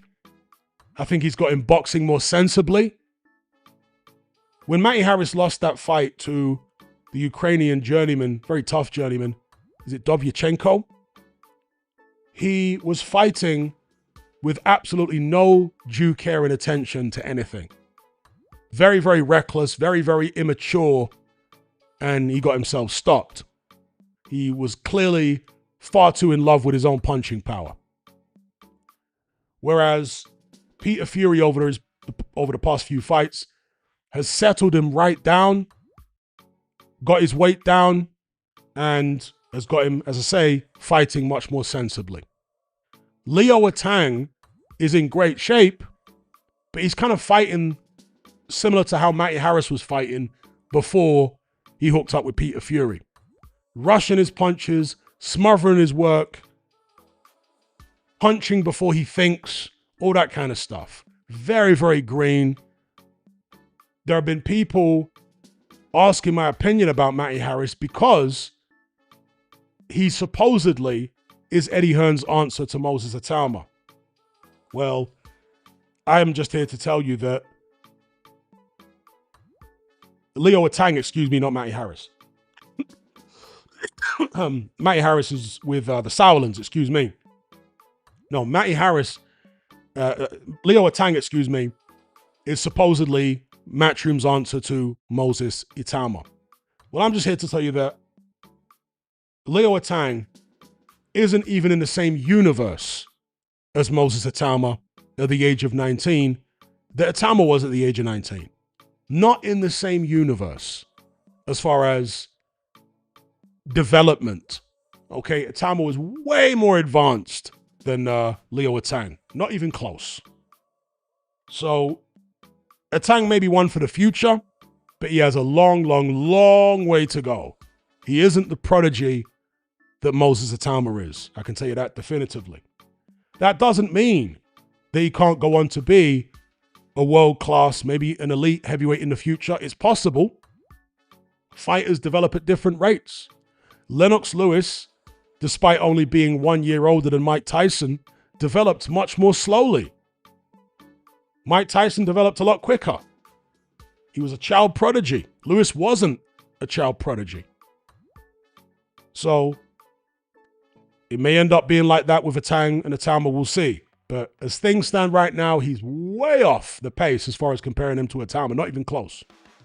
Matty Harris is a bit more developed, but he's been pro for longer, so you'd expect that. Big up Zach for the super chat.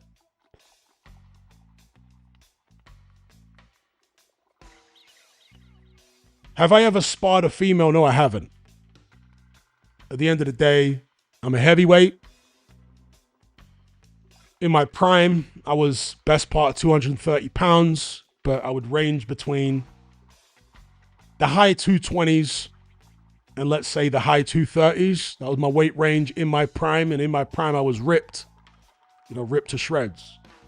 So obviously, when you're that size, you're not going to be sparring any females. I mean, even now, in my mid-40s, if I walked into a boxing gym, they wouldn't be putting any females in to spar with me. Not that females really spar men anyway. In most boxing gyms, they don't. And when they do spar, it tends to be very technical sparring where the men aren't allowed to punch with full force.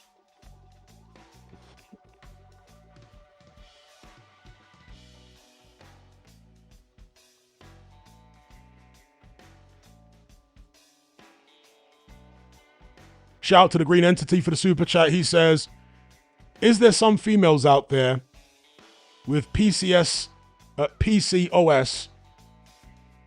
that has the testosterone level of a man or have the strength of a man? If so, how common is it? I need to know because my cousins won't get off my neck. Well, I am not familiar with the acronym. What is PCOS? Can somebody tell me?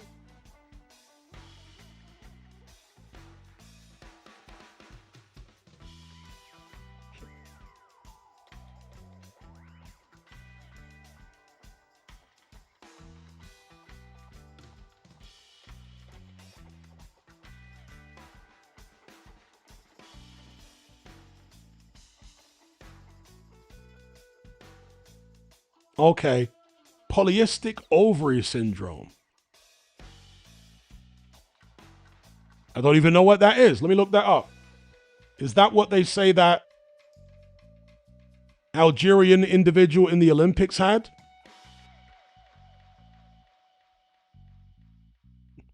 Let me look that up. Okay, polycystic ovary syndrome is a common hormonal disorder affecting reproductive age women characterized by irregular periods, excessive androgen levels, and small cysts on the ovaries. It causes infertility, insulin resistance, and obesity.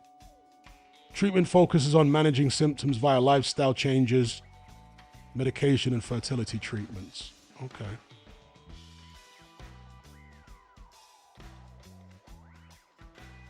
It says PCOS often runs in families. I'm not sure how this would affect somebody's ability to fight. Are there females out there with that has the testosterone levels of a man or the strength of a man?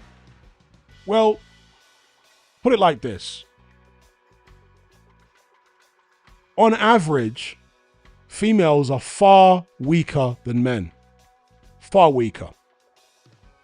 But of course, there are some females on the stronger end of the female scale who are physically stronger than some males. That's an obvious reality. You can certainly find males out there who would be physically weaker than Clarissa Shields, without a shadow of a doubt. But most of them won't be professional boxers. Very few of them will be professional boxers. Instead, there would be computer nerds, regular geeks. Some of them would be absolutely weaker than Clarissa Shields, less athletically able, and so on.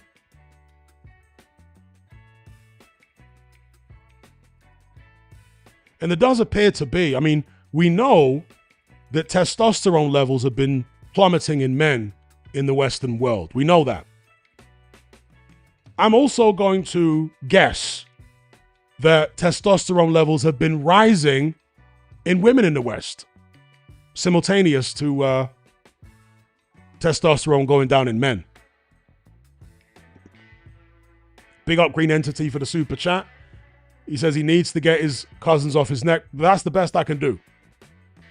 I would say testosterone levels are going down in men. We know that as a fact. I'm guessing testosterone levels are going up in women. So the chances of you coming across a woman that has testosterone levels not too dissimilar to some men is maybe, increasing. Big up Green Entity for the super chat. Zach says, Hatman, do you think Riakporhe deserves to get a mention? Yes, and we're coming on to Riakporhe in just a second. Let's move on from Zhang. We're in the last few heavyweights that I'll mention now. Joseph Parker. We don't know what's going on with him. He's still only 34 years of age. He fought a very silly fight, a stupid fight against Fabio Wardley. He had all the skills needed to outbox him. He chose to go in there and have a tear up, and he came off second best. Even if you didn't like the stoppage, at the end of the day, he still got himself hurt and gave Wardley the opportunity to get a stoppage because he fought such a silly fight tactically. So That's Joseph Parker, and obviously he got popped for nose candy. And we haven't heard anything about it since. Is he serving a ban? Is he fighting to try and exonerate himself? We really don't know what's going on there. But that's Joseph Parker. If he comes back in, let's say, the next 12 months, I reckon he can still be in the mix in the heavyweight division and be involved in some good fights, especially with this younger generation of heavyweights, because he's fought Wilder, he's fought AJ, he's fought Derek Chisora. He ain't going to fight Fury, you wouldn't have thought, because they're bosom buddies. He never got the opportunity to fight Usyk because he lost the Wardley fight, and he didn't get the Dubois fight because Dubois pulled out of that with a sickness. Or was it on fight week? So I think Parker may get an opportunity if he comes back within the next year against one of the new generation of heavyweights. Maybe an Itauma, maybe a Richard Torrez, maybe Jalalov, etc., etc. The thing with Joseph Parker is that he doesn't have much of a fan base, does he? It's hard fighting in New Zealand because it's such a small country, such a small population. It's hard to generate real income being from New Zealand. So he's kind of been like a surrogate British fighter, hasn't he? Is that the right word? An adopted British fighter, not surrogate British fighter. But he's been Britain has been like his surrogate home. He's been like an adopted British fighter. And although, you know, he's got a little bit of a following in Britain, it's not that much. He's kind of piggybacking off Fury's fan base. So that's Parker. Let me know what you guys think about his future prospects. Jared Anderson, I've spoken about him previously in this stream. The problem with Anderson is whether he actually wants to box. Because I do think he has ability. Okay, his punch resistance can be questioned.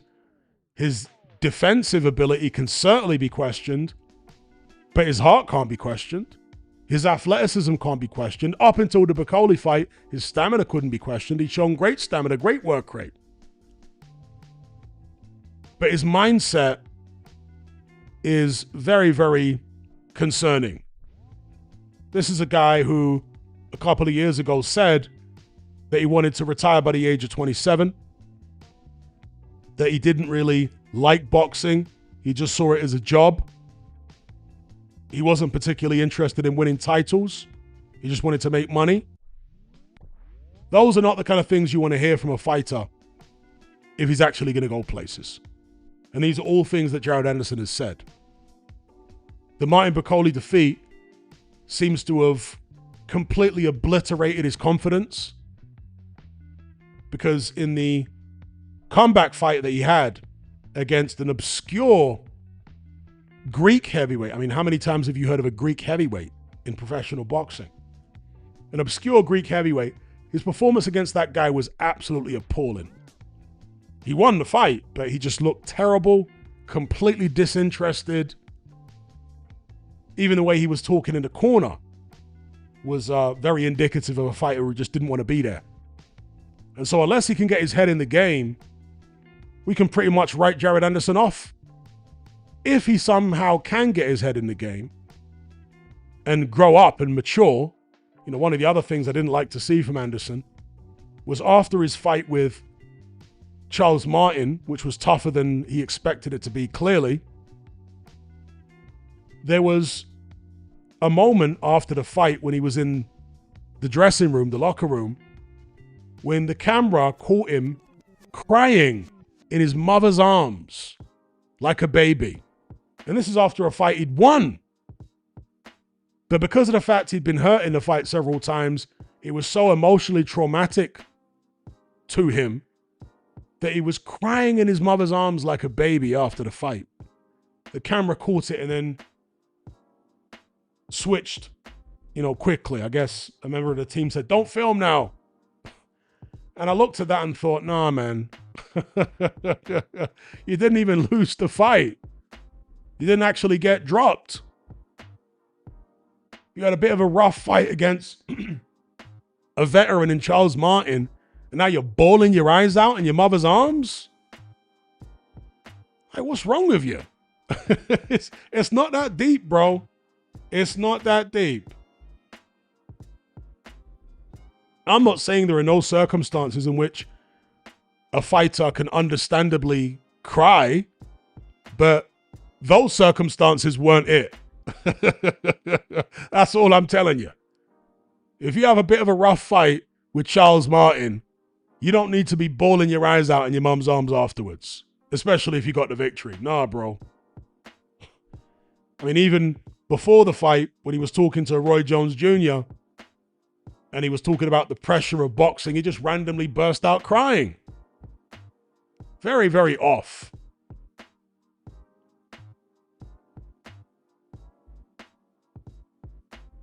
Indeed, Goozy. Baby by name, baby by nature. He needs to get out of boxing. Yeah, if he can't man up. And here's one thing, though. Jared Anderson recently in the last year has become a father. Hopefully that's the game changer. Hopefully becoming a father causes him to man up, causes him to mature, causes him to get all of this childish foolishness out of his mind and actually become a man. Because if he does, then I am of the view that he can be a factor in the heavyweight division in future. Because he's got the heart, he's got the ability. Okay, he doesn't appear to have the greatest punch resistance, but there have been plenty of heavyweights over the years that didn't have the greatest punch resistance, and fighters in other divisions that still had stellar careers. Tommy Hearns never had the greatest chin. He had a great career. Amir Khan, we all know he never had the greatest chin, but he had a very successful career overall, didn't he? Jared Anderson hasn't come close to achieving anything like Amir Khan. He's still got his whole career ahead of him.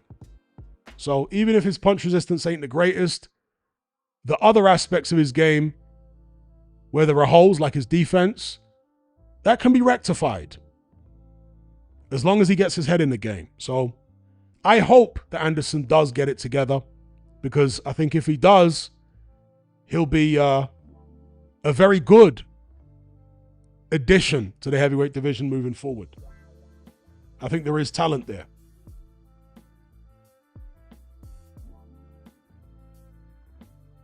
FIFA says, strange that he's a crybaby, but he was brave against Martin Bakoli. Well, he was very brave, but he was brave against Charles Martin too. When he's in the ring, he'll fight. He'll go down swinging. It's the way he processes these experiences that bothers me. I mean, I would understand him crying after the Bakoli fight because he got the living daylights beaten out of him. A lot of fighters will cry in private after something like that.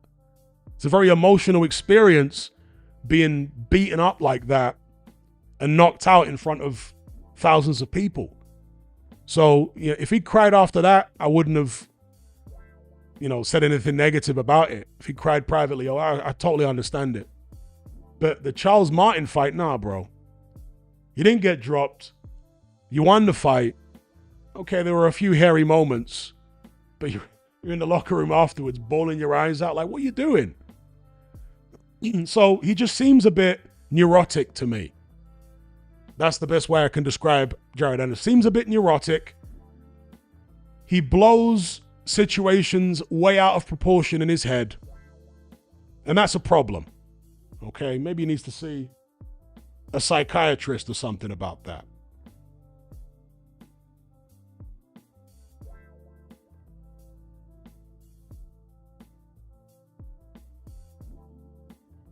And as I say, hopefully the birth of his child will help to mature him.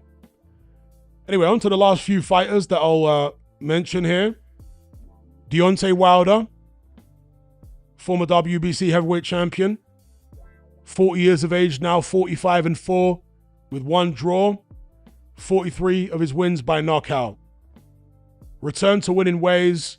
Well, he did beat Terrell Herndon previous to this, but returned to winning ways against a name you've heard of. Last time out against Derek Chisora, winning a split decision.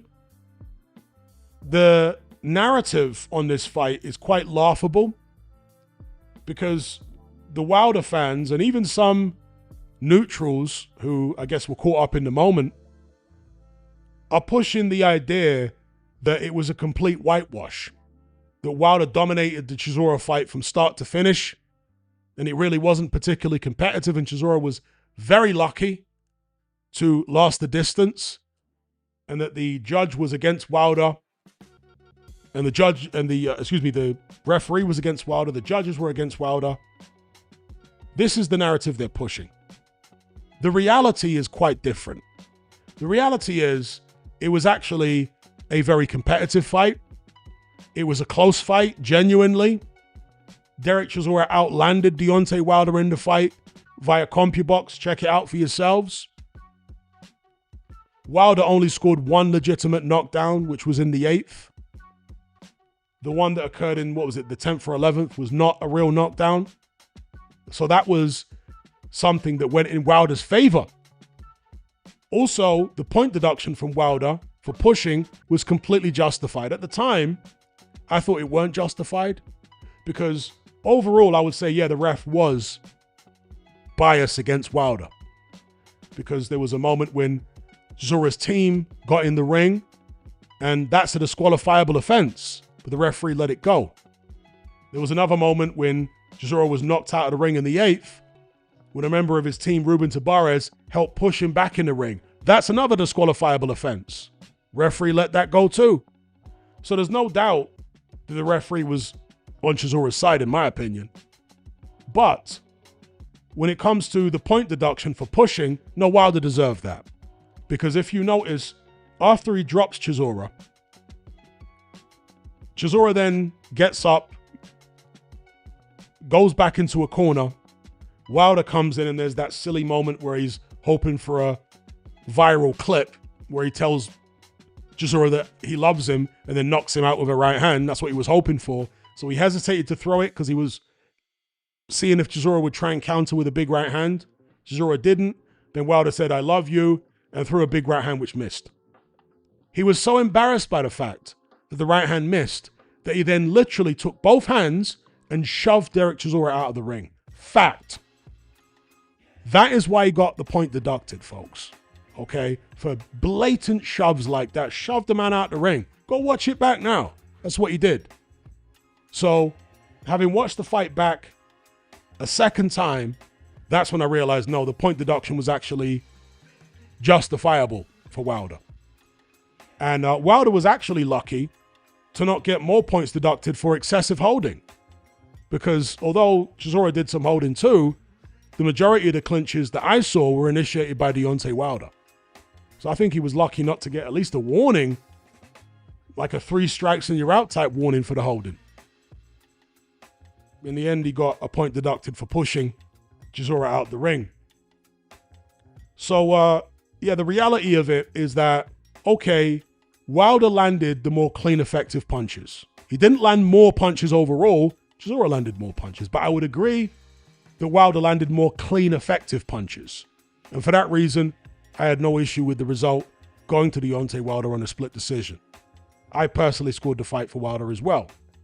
But to act like it was this one-sided fight and Wilder went in there and did a demolition job and he toyed with Chisora and he allowed him to go the distance, that is all complete and utter rubbish. Wilder's been known for talking nonsense over the years, and that's another example of him talking nonsense, trying to save face because he couldn't get a career heaviest, 43-year-old, totally out of shape Derek Chisora out of there. That's why he came up with the silly story that he allowed him to go the distance. Utter nonsense. Okay, he was trying to knock Derek Chisora out every step of the way. Couldn't do it, despite Chisora's lack of shape, his age, the fact that he'd been knocked out cold in his prime by people like Dylan White, knocked out by David Haye. So, no, let's put Wilder's performance in proper perspective. He did okay. He certainly performed better against Chisora than he did against Parker or Zhang. But this was not a return to the old Deontay Wilder. The one-punch knockout power wasn't there. He hit Derek Chisora with loads of right hands, and Chisora lasted the distance. In fact, when he did go down in the 8th, it wasn't from one shot. Wilder hit him with loads and loads and loads of right hands and like bludgeoned him to the canvas. The old Deontay Wilder would just hit you with one shot and you'd be over. You'd be down or you'd be severely hurt. That was never the case with Chisora. It was always like several shots and then Chisora would voluntarily start backpedaling. And I think several people were, in my opinion, on the money with regards to Wilder's power when they said that it's not just down to his lack of emotional energy anymore, why he's not punching as hard as he used to. And by the way, I'm not saying that Wilder doesn't have any power. There's still some power there. It's just not the same level of power that he used to have. Yes, the punch is the last thing to go, but it still goes eventually. Yeah? Power is the last thing to go, but it still goes eventually. And it goes gradually. It doesn't tend to go overnight. It tends to go gradually. And so there was a couple of people that said they think Deontay Wilder's chronic hand injuries are catching up with him now and impacting on his punching power more so than they had done earlier on in his career. And I reckon that's, as I say, a good comment.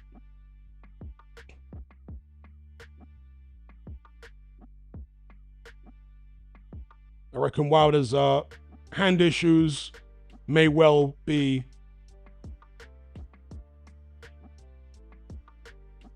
one of the main reasons that the right hand doesn't have the same impact that it used to.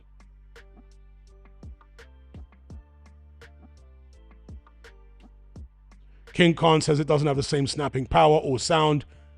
100% it doesn't. Absolutely bang on. So anyway, Deontay Wilder, at the back end of his career, looking to get 1 or 2 more paydays. He's currently being sued not only by his ex, but also his ex's son. Any of you guys checked out in the media? Yeah, Wilder's being sued by his ex and his ex's son. And situations like that, particularly in America, can be very expensive. So he's going to need some more big paydays. And he's going to need to start putting everything in his mum's name, so he can avoid that ex or her son taking any money off him. So, yeah, maybe he can get an AJ fight, a Dillian Whyte fight, run it back with Parker or Zhang, maybe run it back with Chisora if there's enough interest in it. I'm sure he's still got, you know, off the back of that victory over Chisora, I'm sure he's still got one decent payday left in his career. At least one. So, yeah, that's Deontay Wilder. But do I think he's going to be a factor on the world stage? Absolutely not. And if he ever did win a major fight against a fighter in the ascendancy, it would be against the run of play George Foreman, Michael Moorer style. You know, Foreman was getting beaten every round, getting beaten up by Michael Moorer, but he pulled out one punch, you know, punch from the gods, and became the oldest heavyweight champion in history in the process. Maybe Wilder can do something like that at some point, but even the chances of that are relatively slim. Then we got Bakhodir Jalalov, an enigma in the heavyweight division, because this guy doesn't seem to really want to commit to professional boxing. His heart seems to be in amateur boxing. He apparently was being paid quite well by the Uzbek government to remain amateur. And that's why, according to some, he has been fighting in amateur boxing parallel to his professional career, because he is 16-0 now as a pro, but he's been fighting in amateur competitions the whole time. I think, personally, they need to ban this, because this used to be bad. When I was growing up, professionals were not allowed to compete in amateur competitions, but they changed the rules to whereby, well actually, it used to be, back in the 90s, as far as I can remember, you could have up to, I think, maybe 4 or 5 professional bouts and still go back to compete in the amateurs after that. But once you had more than that, you were no longer allowed to compete in the amateurs. Whereas these days, they seem to have increased the limit to whereby you can have any number of professional bouts and still go and compete in the amateurs. Or if it isn't that, it's a lot of amateur bouts. Because I remember there was talk of Manny Pacquiao and Vladimir Klitschko fighting in the Olympics a few years ago. So I'm not sure what the status is at the minute as far as the number of bouts you're allowed to have as a pro, which would then exclude you from being able to participate in amateur competitions. Whatever it is, it's very, very different to how it was back in the days. Because again, Jalalov has been having this simultaneous professional and amateur career, which in my view shouldn't be allowed. But it is allowed, and at 31 years of age, he still doesn't seem fully committed to pro boxing, which is very disappointing because for the past few years in the amateurs, he's been dominating the super heavyweight division. He's a skilled fighter. He's in great shape. He's got tremendous power in the left hand. He's a southpaw. He's mobile. Knocked out Richard Torrez in their first encounter in devastating fashion. Knocked out so many other prominent heavyweights. But the fact that he's chosen to remain amateur for so long and not take advantage of his prime years, concentrating on professional boxing, for me, there's a big question mark next to him because of that. There has to be. It's as if he's afraid of professional boxing on some level. Does he not have it in the gas tank? Does he not have the heart? What is it? Why does this guy want to stay for so long in the 3-round format? Very, very odd.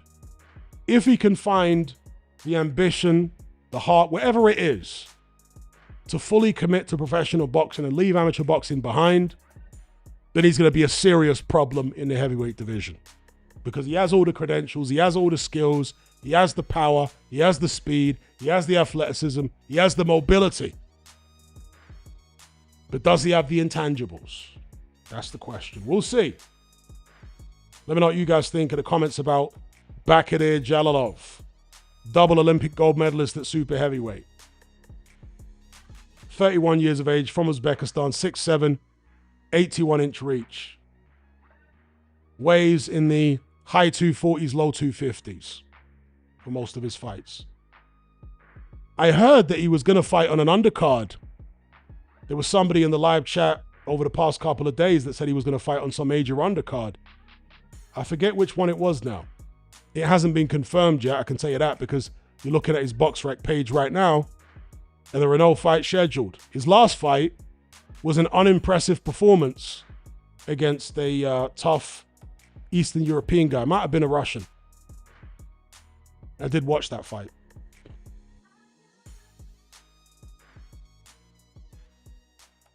WPW says it's not Wilder's son, it's his ex's son with someone else. Did I say it was his son? If I did, what I meant to say it was his ex's son. I must have misspoke if I did say that. But that's what I meant to say. Is that he's being sued by his son. He's been sued by his ex and his ex's son. That's what I meant to say.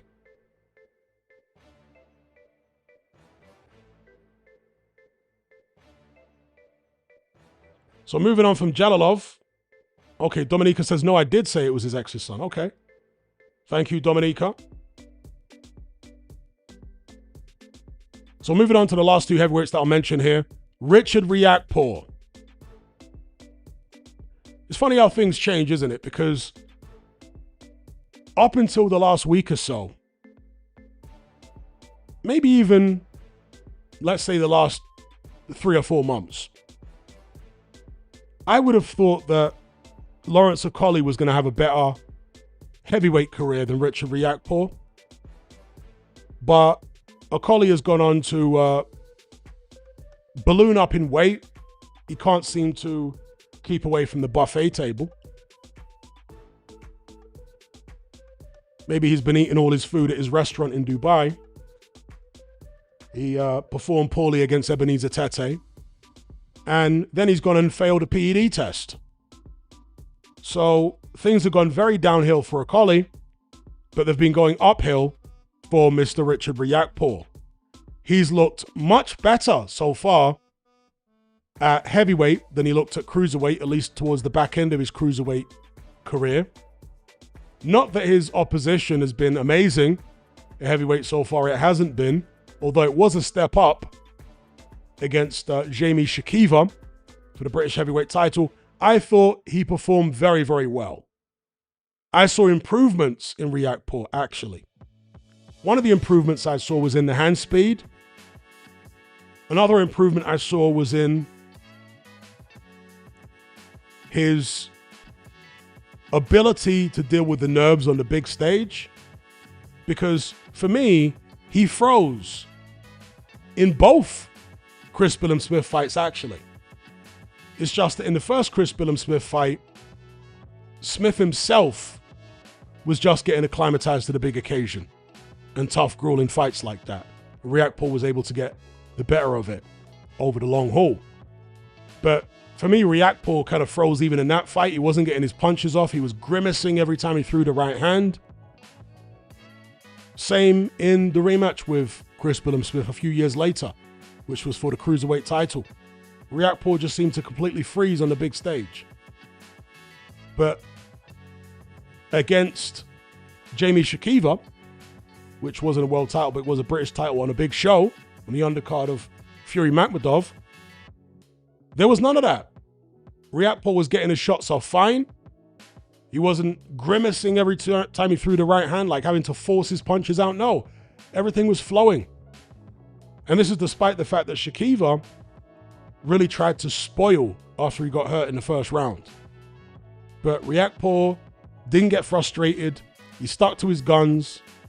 He showed that improved hand speed. He was, landing that solid jab. The right hand was there. There was punch variety with the uppercut. There was real improvements from Riakporhe at heavyweight. Maybe he's just a lot more energized in this weight class because he's not having to cut so much weight or cut any weight. And you also have to give credit to Billy Nelson because Nelson's got him performing well. So, yeah, Riakporhe at this stage looks like he's got a brighter future at heavyweight than Lawrence Okolie. Funny how things change and how quickly they change.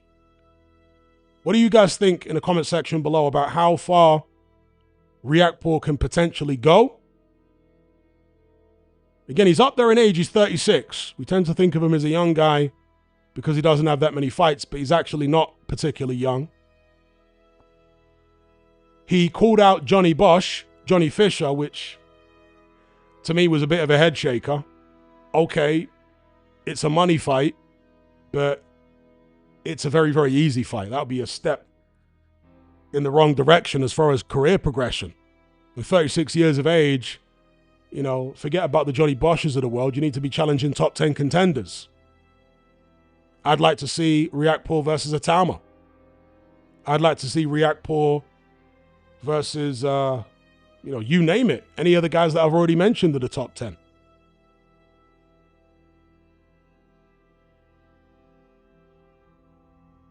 Riakporhe versus Bosch is a horrific mismatch.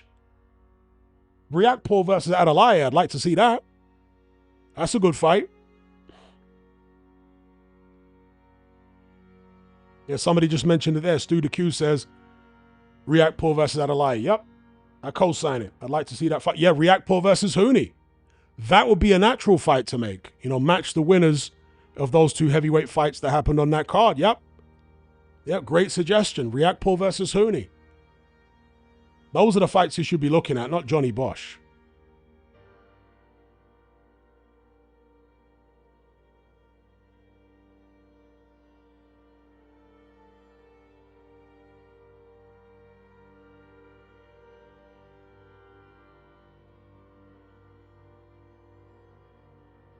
Afro Jam says Riakporhe versus Yoka. That's a good shout too.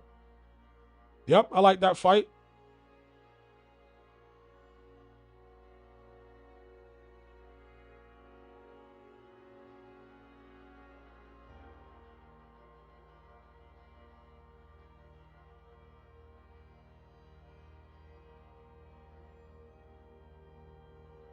Okay, Afro Jam giving someone a education about South London. Woolworth Road, Woolly Road.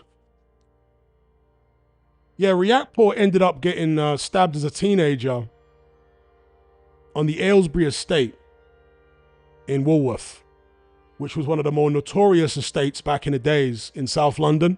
Massive, massive, sprawling council estate. Very, very, it must be one of the biggest, if not the biggest, council estate in South London. In fact, is Aylesbury estate the biggest estate in London?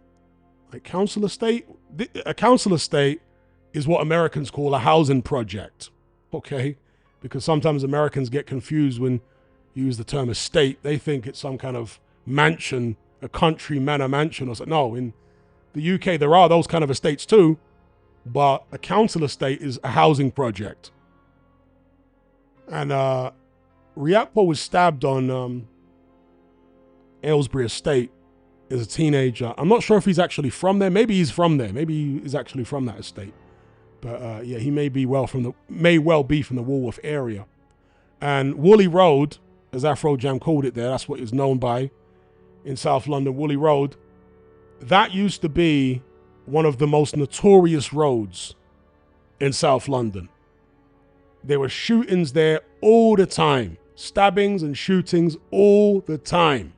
I mean, you used to go up and down Woolworth Road and you'd always see like RIP, flowers tied to signposts and stuff like that where someone had been unalived. One of the flashpoints for a lot of the violence was Bagel King, because there's a couple of night spots up towards the Elephant and Castle area. Obviously, there's the Ministry of Sound in Elephant and Castle, but there's some other night spots up towards the Elephant and Castle end of Woolworth Road. And 24-hour food spots and whatnot, of which Bagel King was one, and they ended up being flashpoints for a lot of violence and whatnot. So yeah, that was a very, very wild stretch. I don't know what it's like now, but certainly when I was growing up in the 90s, and even more so in the early 2000s, it was like the Wild West down there. It's very, very wild on Woolly Road back in the days. Very wild. And yeah, that's where Riakporhe is from. Around that area.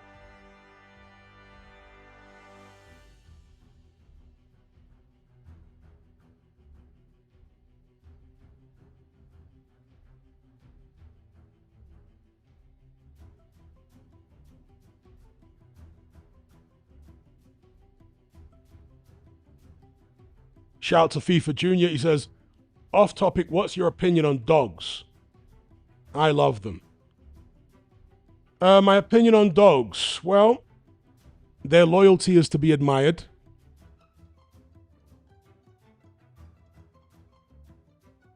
Is there anything more loyal than a dog? I don't know. But yeah, their loyalty is to be admired. But me personally, I don't like pets. Like keeping pets. I don't like the responsibility of having to keep them, the mess they cause, and all that kind of thing. So I'm not really a pet guy. But obviously dogs in particular have their uses, even if you're not really a pet guy, for security. You know, keeping dogs is good for that. King Khan says women are more loyal. Well, overall, I'd say that's definitely not the case. In fact, I'd say it's not the case at all. Because dogs will love you unconditionally.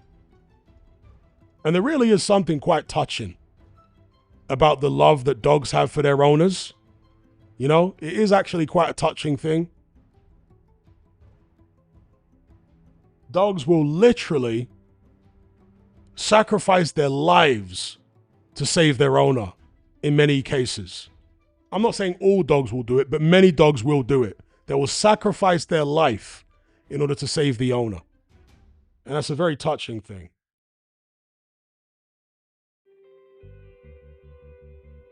Yeah, they may have been bred that way, but that's besides the point. Right? It's besides the point. They are what they are. Whether they have been bred to be like that or not, they are that way. And so, yeah, the loyalty is very touchy.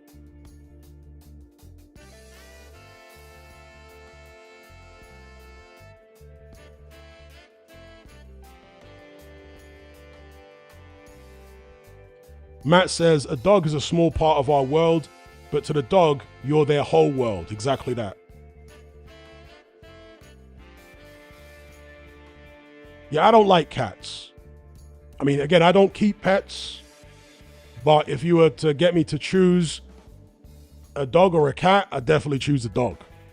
What use is a cat? It's literally of no use.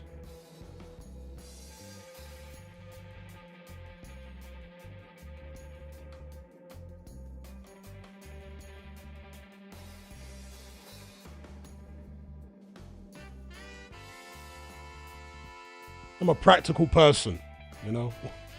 What in the world would a cat do for me? I mean, just a useless thing.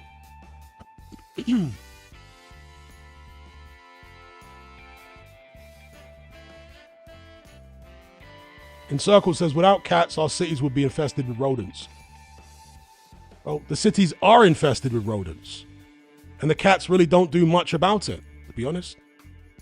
In London, when it comes to creatures that prey on rodents, it's actually foxes that kill far more rodents than cats. Cats really don't be killing a lot of rodents like that. You know, there are so many rats and mice in London. The amount of cats that kill them is so... The amount of rodents killed by cats is so tiny compared to the number of rodents that there is, that it's negligible. It makes virtually no difference at all. As I say, foxes are responsible for killing far more rats than cats ever will ever be. And most cats are not really trained to kill rats and what have you. They'll tend to kill birds more. Maybe a mouse, but when it comes to rats, which are a much bigger deal in London, you know, London is a place London is infested with rats and mice.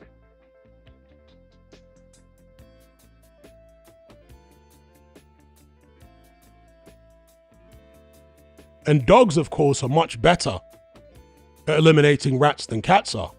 So this is another plus for the dogs, right? When people go to farms to get rid of rats, they take dogs with them. They don't take a bunch of cats, do they? They take ratting dogs. They take little terriers and other types of dogs to kill all the rats. They don't take cats with them.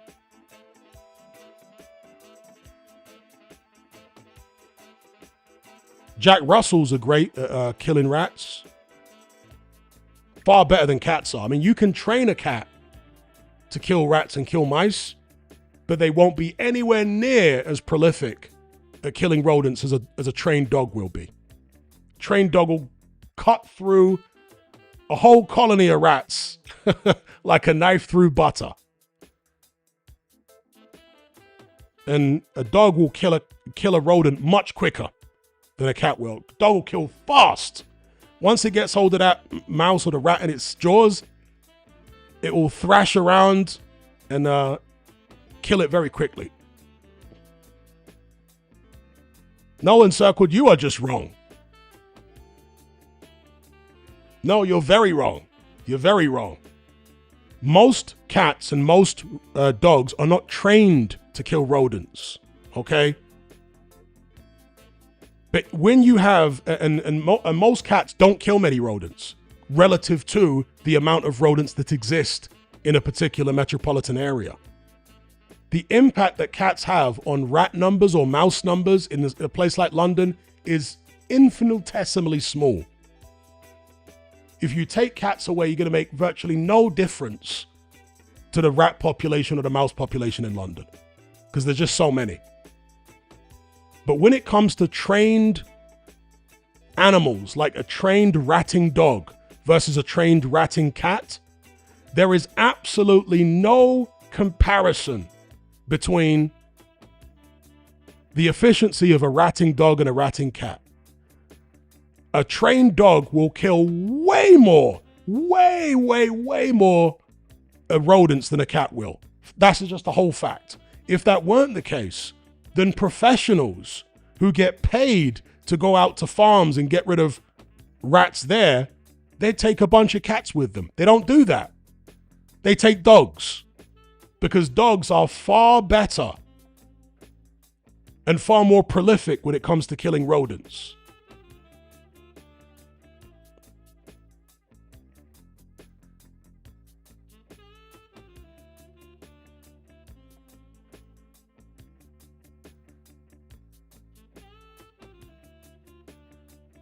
No Encircled.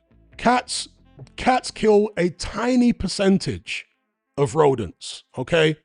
If you're going to leave cats to kill rodents of their own accord, even if you train them, they're not going to kill anywhere near as many as trained dogs would. You can see the videos on YouTube where they take trained dogs to a farm and they'll literally kill hundreds of rats in an afternoon. Hundreds of them. In fact, when I was still living in the UK, I ended up with rats in my loft. And the pest control guy who came round said he was going to get some ratting dogs because he wanted to expand his business out to doing farms and other places and stuff like that. He wanted some ratting dogs. Not ratting cats, ratting dogs. If cats are so amazing at eliminating rodents as you claim, well, you wouldn't even need to train them. Just turn up to the farm where the rats are, set the cats loose, and surely in a day or two the rats are all gone. But cats don't kill rats like that. To that level, to that degree, they don't. Cats wander around doing their own thing and they play with their food. They're not fast. They're not efficient at actually eliminating them at all.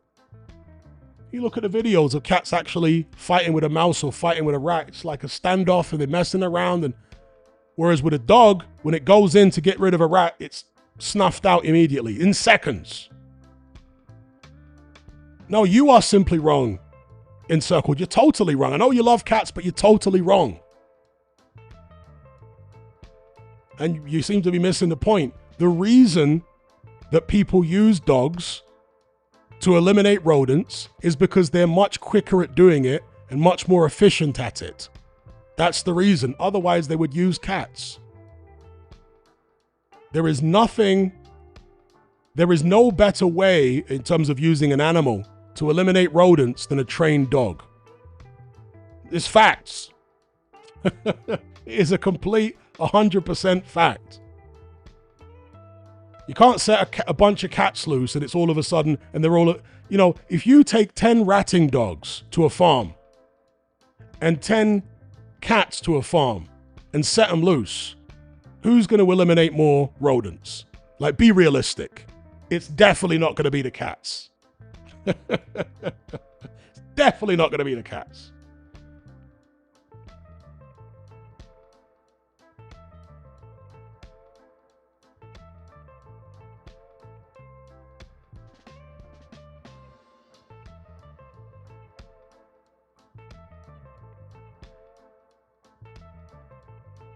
Again, Encircled, because you're missing the point. Because I'm talking about trained ratting dogs. I'm not talking about just your average dog that isn't trained to do it. I'm talking about trained dogs.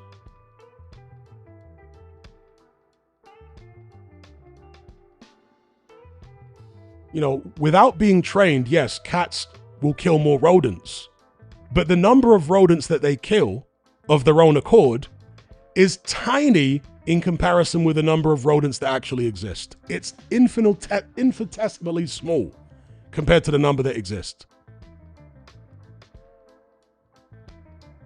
I don't know whether you are from London, but in London, there are so many rats and mice. I mean, the dent that cats put in the number of rats and mice in London is it's a drop in the ocean. It's nothing.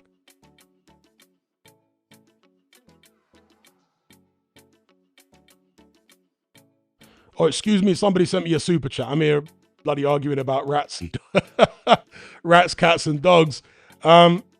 Big up FIFA Junior. He says, Filip Hrgovic versus Oliver McCall. Whose chin is better?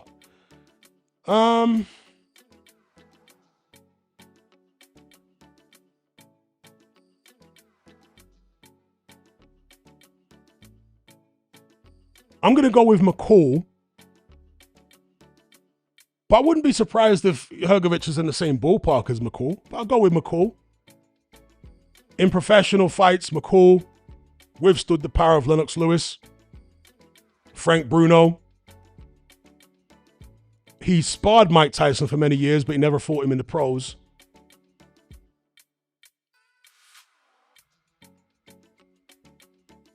Filip Hrgovic has taken Zhang's power. I mean, you could argue that actually Hrgovic has been in with bigger punches or more big punches than McCall did.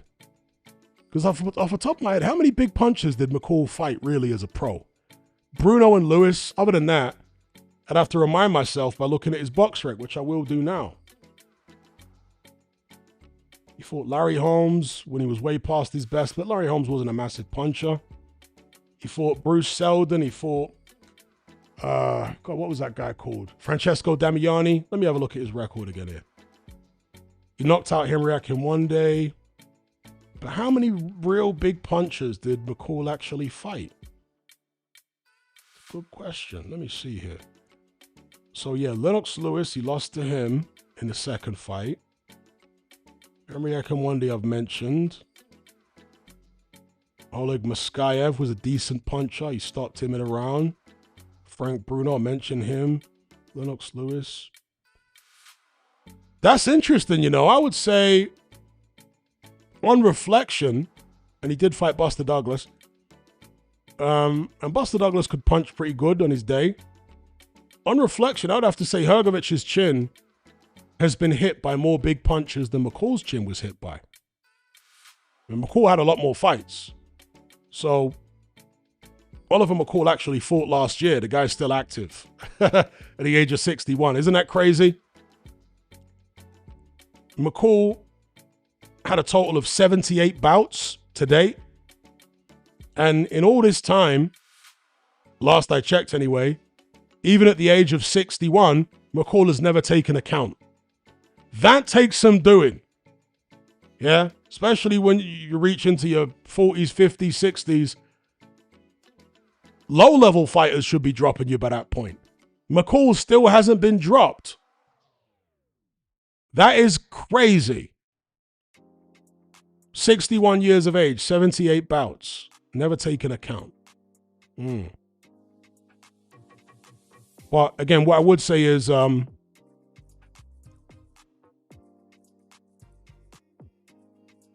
Hrgovic fought Dubois, who was a massive puncher.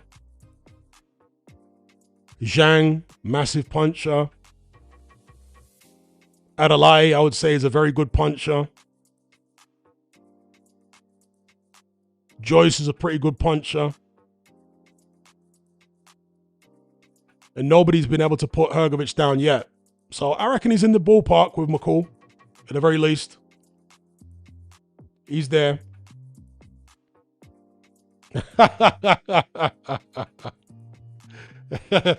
So Gordon Dalglish wants to fuel this fire of the debate between myself and Encircled. Shout out to Encircled. He's obviously very much a cat man. He wants to defend his cats. He loves his cats. Me,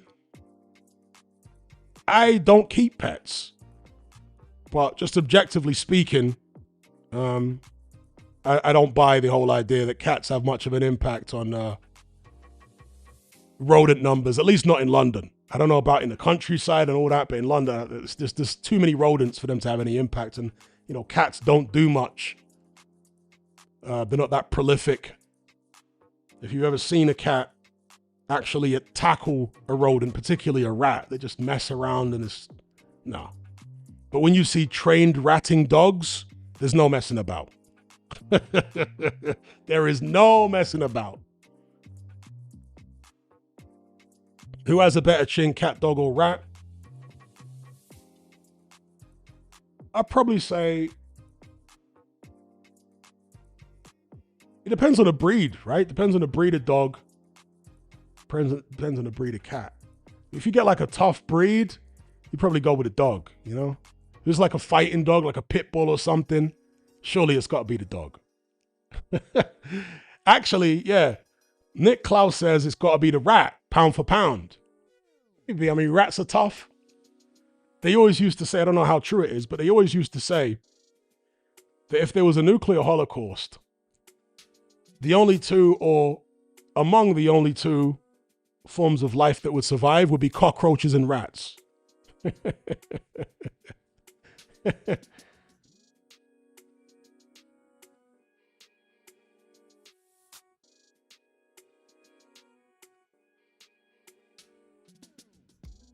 If I watch the Fury series on Netflix, hell no. What do I want to watch that mess for? Hell no.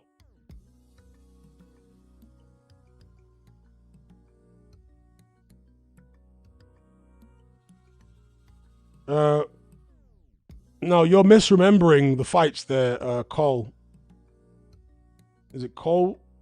Cole Monaghan. He says, I remember Oliver McCall was beating Bruno and quit on his corner and was crying. No, that was in the Lennox-Lewis rematch.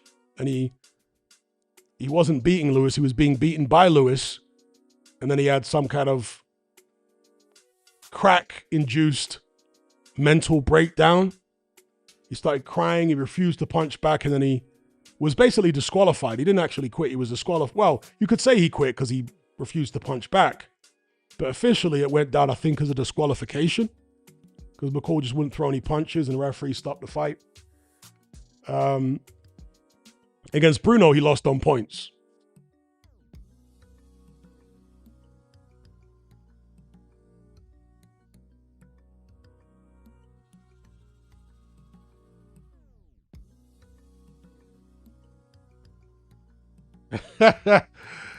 King KO the Great says, the snake, the rat, the cat, the dog. How you going to see him if you're living in the fog? He's quoting DMX for those who don't get the reference.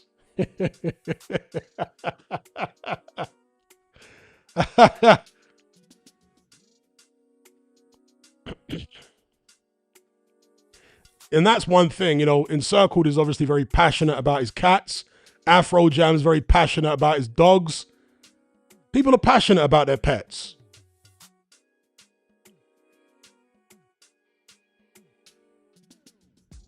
And the cat people are really extremely strong cat people. And the dogs are extremely strong dog people. But again, from the perspective of somebody that doesn't keep pets and doesn't want to keep pets, I don't see the advantage of keeping a cat. And I don't see why you would be so passionate and loyal for your cat when your cat is not going to protect you, is it? If your life was in danger, that cat is getting out of there quick, fast. But in many cases, the dog will put his life on the line to save you.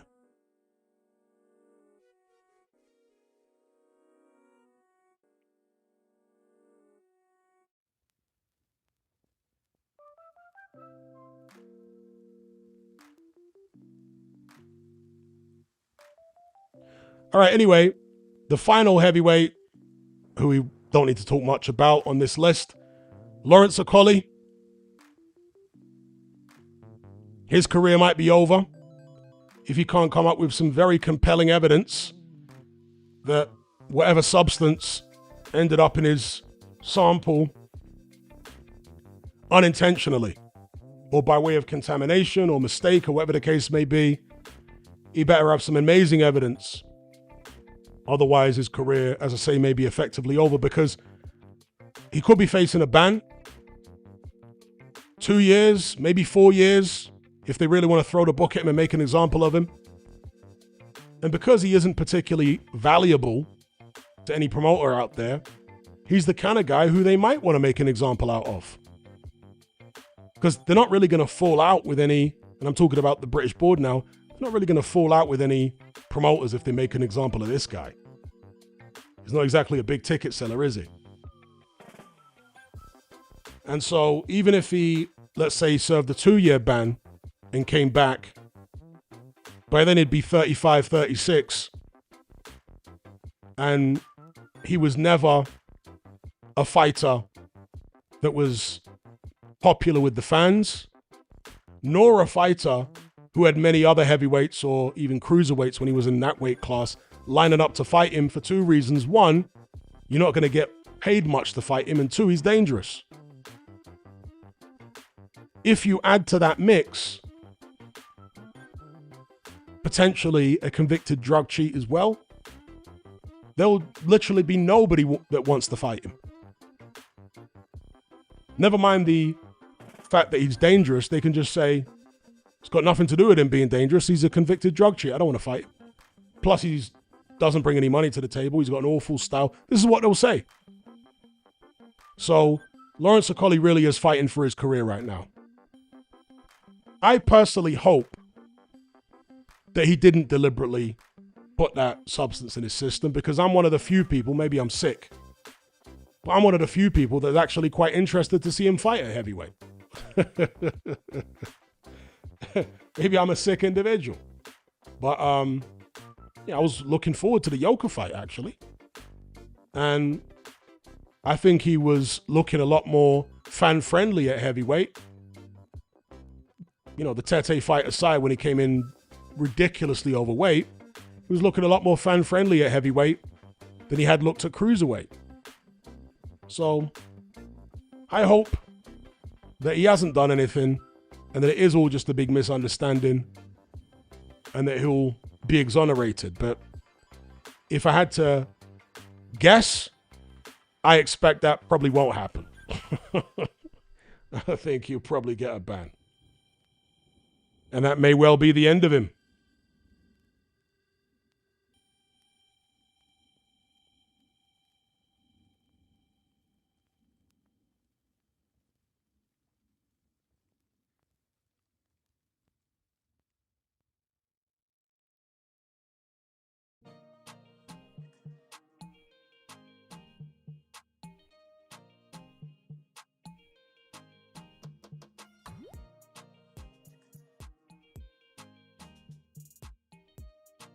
Iron's Analysis says, pretty harsh considering Ben didn't get one. Well, I wouldn't really see it like that. I would say that if he gets a ban and and he can't prove that he didn't take it intentionally, I would say that ban is appropriate. I wouldn't say it's harsh. I would say the fact that Ben didn't get a ban is what people should be outraged about, rather than the fact that Okolie did get one, if he gets one. Do you know what I mean? Because if Okolie were to get a ban if he can't prove his innocence, then that would be the system doing what it's supposed to do. Whereas with Ben, that might be an example of the system not doing what it's supposed to do.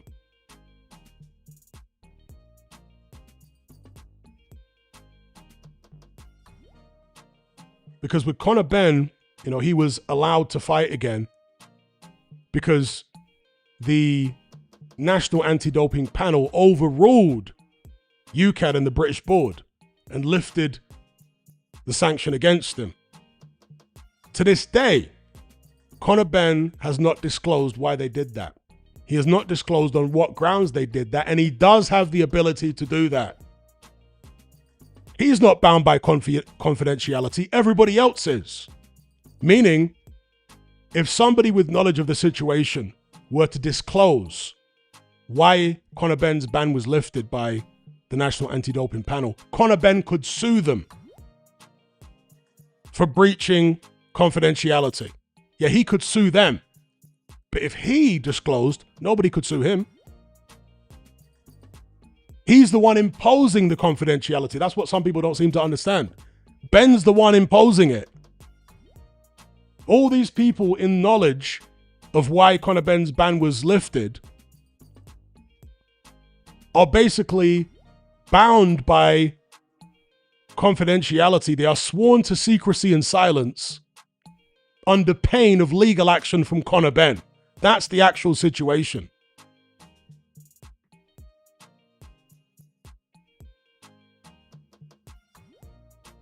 Why would that be going on? You know? If Ben's got nothing to hide, then why is he hiding it?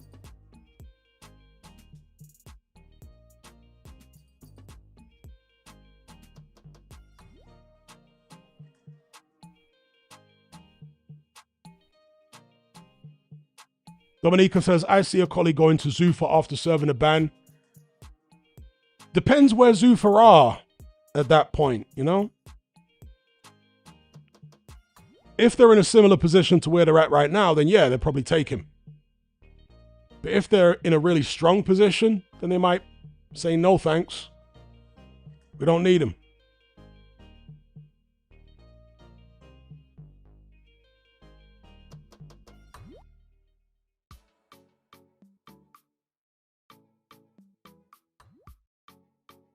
Fernie G says, Big Baby got 2 years and he was older than a collie. Yeah, but Big Baby's got a fan-friendly style. And Big Baby's got a big mouth. He can talk his way into fights. A collie is quite funny with his deadpan humor, but he's not the greatest self-promoter out there, is he? Whereas Jerrell Miller's one of the best self-promoters. And when he fights, he comes to throw a lot of punches. He's more marketable than Lawrence Okolie. And in other words, you know, long story short, he's just way more marketable. Lawrence Okolie is not a marketable fighter. So it's going to be very difficult for him to have a career after a ban, let's say a 2-year ban. Rye Bread says Mick Hennessy wouldn't take a collie. FIFA Junior says Zuffa seems to be struggling to really take off so far. Yeah, at first they were putting on loads of shows. Then it slowed down to virtually nothing. But perhaps that was because the revised Ali Act wasn't yet passed. To my knowledge, the Ali Act is about to be passed. It's just got to go to the Orange Man's desk for him to give it the final stamp of approval and it to be made law. So once that happens, maybe they'll start making much bigger moves.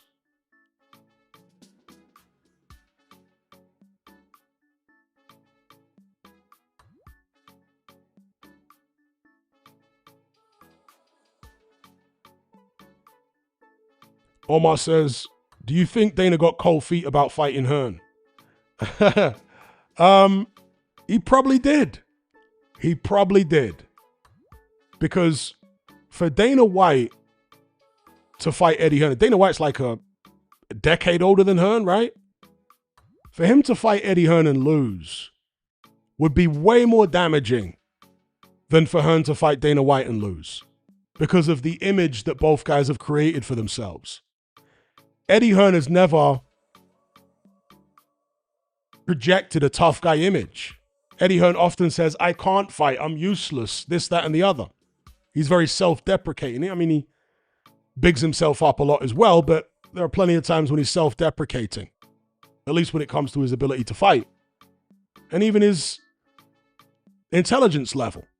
Eddie Hearn will often admit, I'm not the smartest guy in the world, but I work harder than everybody else. Eddie Hearn was raised with a silver spoon, but he didn't do well academically. So he is kind of self-deprecating and whatnot.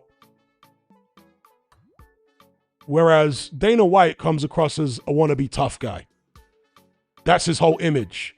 Tough talking, you know, acts tough. So for him to lose to someone like Eddie Hearn, that would damage his brand way more than Hearn losing to Dana White. In fact, I don't think Hearn losing a boxing match to Dana White would hurt his brand at all. Because that's not what his brand is. His brand is not being a tough guy. Big up Gordon Dalglish for the super chat. He says, who is the best current professional fighter or champion of any of the higher weight classes that Prime Hatman could have hung with and potentially beaten?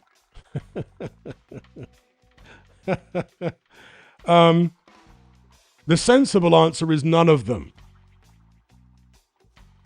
I can, with my ego, imagine that I could have done all sorts to, you know, however many fighters.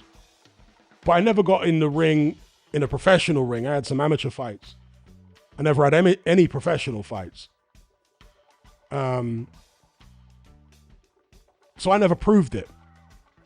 So it would be a bit ridiculous for me to sit here and say, oh yeah, I could have beaten this one and beaten that one. No. In my mind, I might think it, but I'm not going to say it publicly because it makes me look foolish. Sorry to disappoint, but I can't do it. I can't say openly what I might think in my head because, again, an aspect of being a fighter is a level of delusion. Although it's only delusion until you win. And then, all of a sudden, you and everybody else realizes it wasn't delusion. But to answer your question in a different way, I could say that, you know, which current professional fighters or champions would I have lasted the longest with? Let's say at cruiserweight and heavyweight. Let me look at the cruiserweight rankings right now. I was never a cruiserweight. I was always as an adult anyway, I was always a heavyweight. But let me look at the cruiserweight rankings here. Who would have taken the longest time to get me out of there?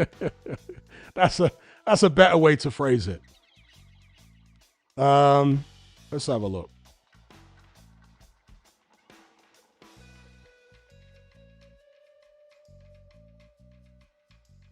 So you got Ramirez, you got Mikhailian and Sislak. And then contenders, you got Vidal Riley, Chris Billum-Smith. So I want to say in the cruiserweight division, the person who will probably have taken the longest to defeat me will probably be Chris Billum-Smith. And I say that because I'm bigger than him, faster, certainly hit harder. So for a few rounds, you know, more athletic, I could have moved about and popped a jab and gave him some stuff to think about before he ground me down and took me out. That's what I'll say. Because against the Ramirez, he throws a lot of punches. He's more skilled. And at heavyweight, I mean, forget about it. Usyk, Wardley, nah. Dubois, nah.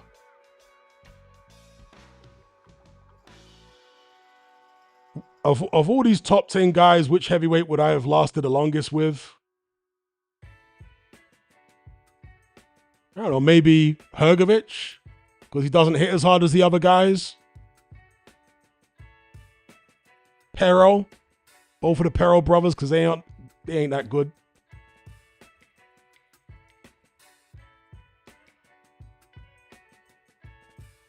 Yeah, I'll say that. Big up Golden Douglas for the super chat. I hope you can accept my answer.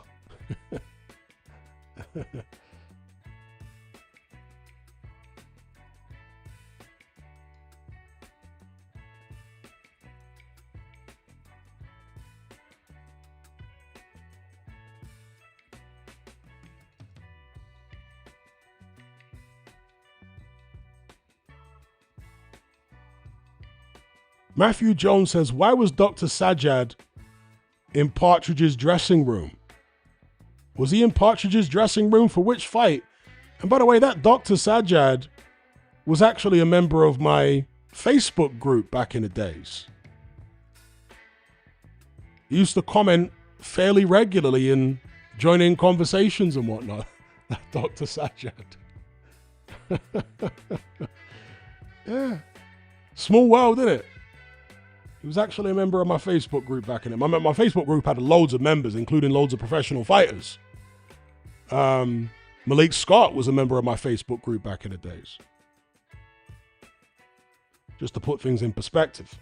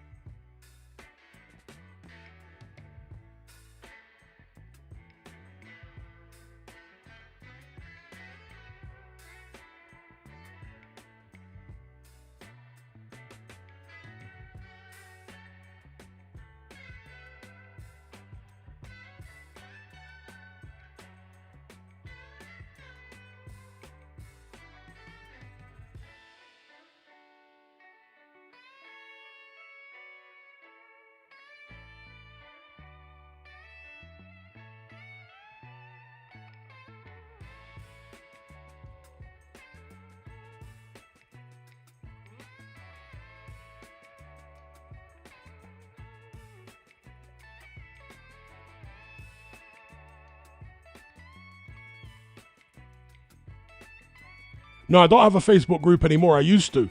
My Facebook group actually, my original Facebook boxing group was nuked. Because people used to post links in there, like illegal streaming links to fights. And because people were posting those, I got like I don't know how you describe it, a strike or something. I don't even know Facebook had strikes, but I got some kind of strike against my group from Sky Sports because somebody posted a link. Or somebody might have actually been streaming a Sky Sports show directly into my group. Do you know what I mean? It was one of those things. And my group was so big, I didn't have time to monitor what was going on in there all the time. I think it was like 20,000 members at some point. It was massive. But yeah, I just logged in one day and the group was gone. And I just had a message saying the group has been removed for whatever copyright violations. They nuked it. I did start another group after that, but it never got as big, and I abandoned Facebook shortly afterwards. But yeah, for a while there, I had a very, very big boxing group on that platform.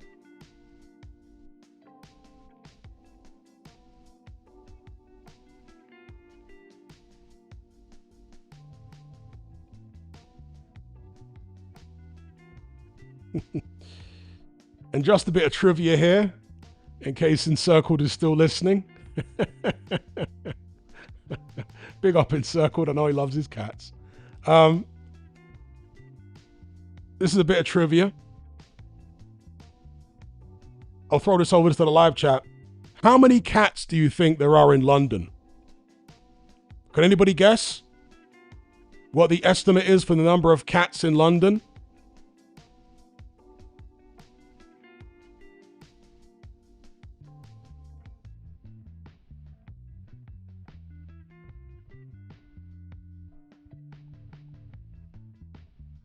FIFA says 600,000.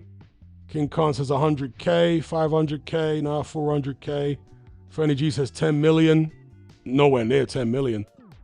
So I'll tell you, the upper estimate is 1.4 million. Yeah, encircled 1.5 million. Can anyone guess the upper estimate for the number of rats in London?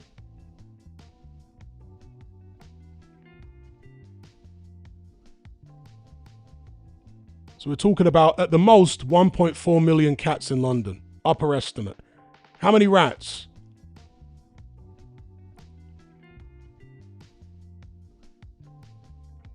The upper estimate of rats is 20 million. 20 million. So that's basically more than double the number of rats than there is people in London. And that's just rats. That's not even including mice. Which, like I said, speaks to what I was saying earlier on, that the sheer number of rodents in London is so vast that, you know, the cats that prey on them are not going to make any kind of dent in those numbers. The numbers are just too big. Someone says, I feel ill.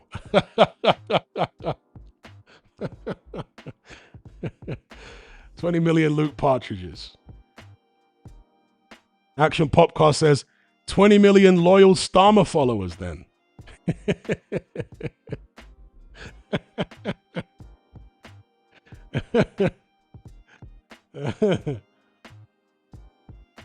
And Circle says, in total, cats kill 150 million rodents a year in the UK. That's the entire UK, and that includes all rodents as well as mice. If you include mice, then the number in London alone is much higher than that.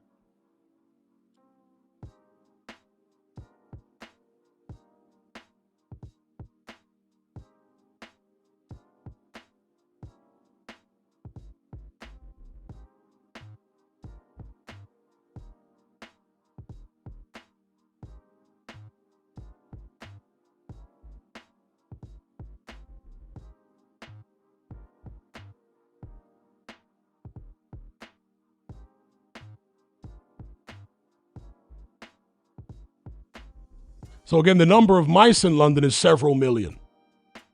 So you can add on top of the potentially 20 million rats, several million mice. Then there are other types of rodents like squirrels.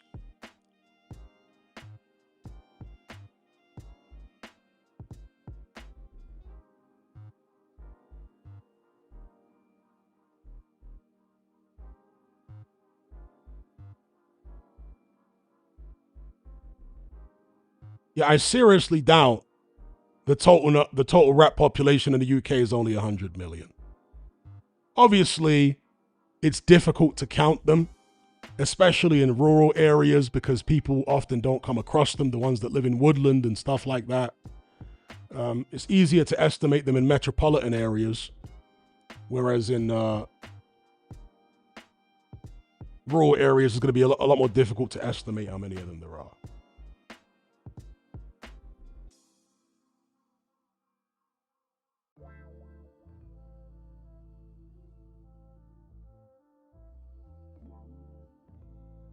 Do I remember Wingy? Yes.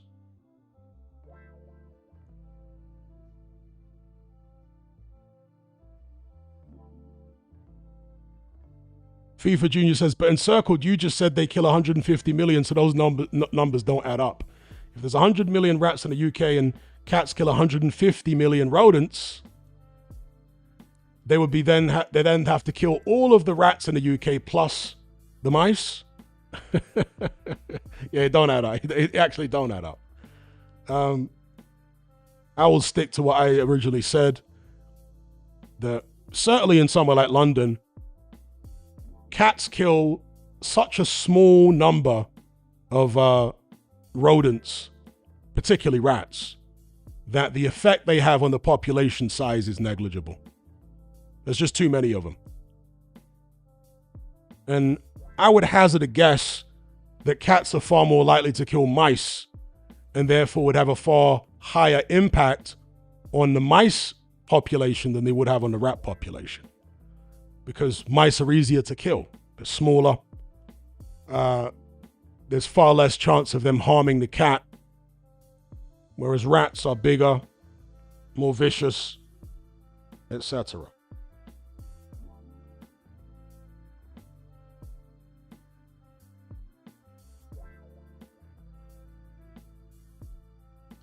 I would agree, I would tend to suspect you're correct that cats would have a higher impact on the bird species, yeah. On birds, yeah. I would suspect you're right on that.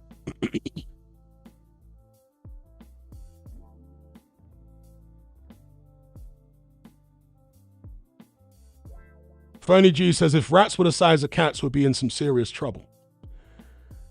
In some countries, they do have rats the size of cats. Corn rats.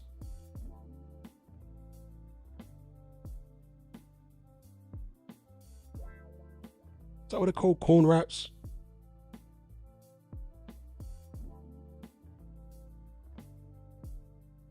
Big up Matt Jukes. Have a good one. Am I doing a watch along for the Miller fight? We'll see. No guarantees. If they make me stay up too late, I probably won't.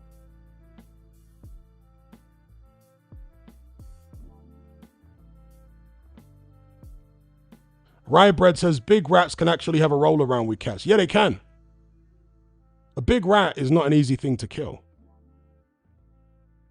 I mean, even for foxes, right? Foxes are far more dangerous to rats than cats are. In London, right? London has an enormous number of urban foxes. And so, foxes are a far bigger threat to rats than cats. And if you see a fox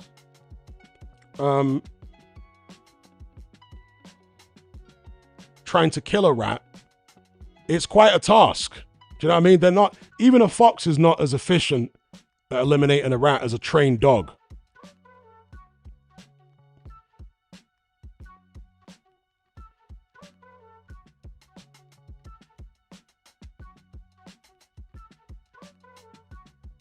Rats are vicious little creatures. And truly horrible.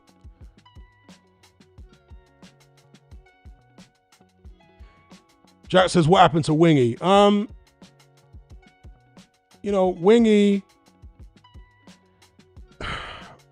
Wingy was working for IFL TV for a while.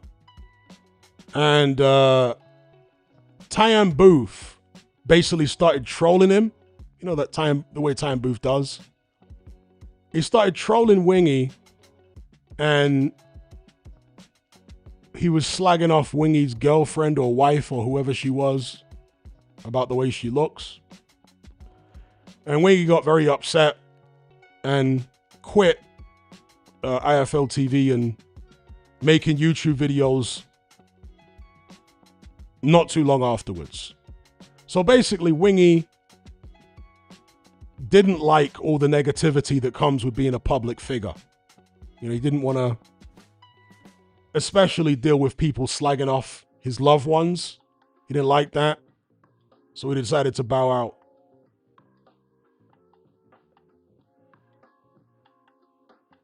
I hope he's doing well, because, the internet is the Wild West.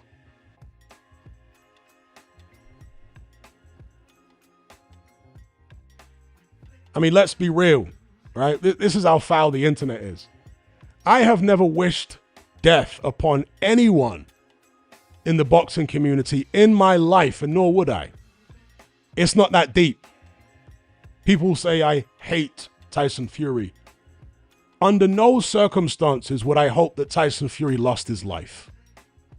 Yeah, Tyson Fury says some stupid things and he's a liar and all that kind of stuff, but it's just boxing. I don't want to see the guy die.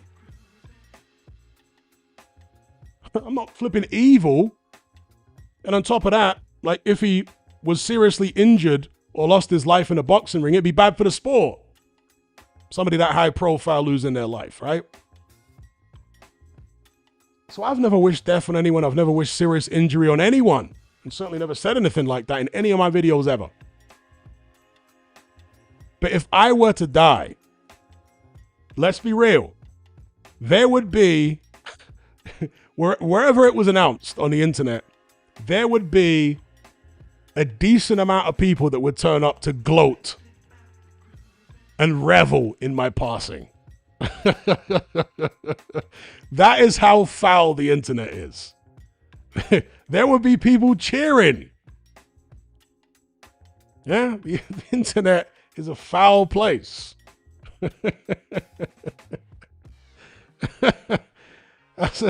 That's just the reality of the situation.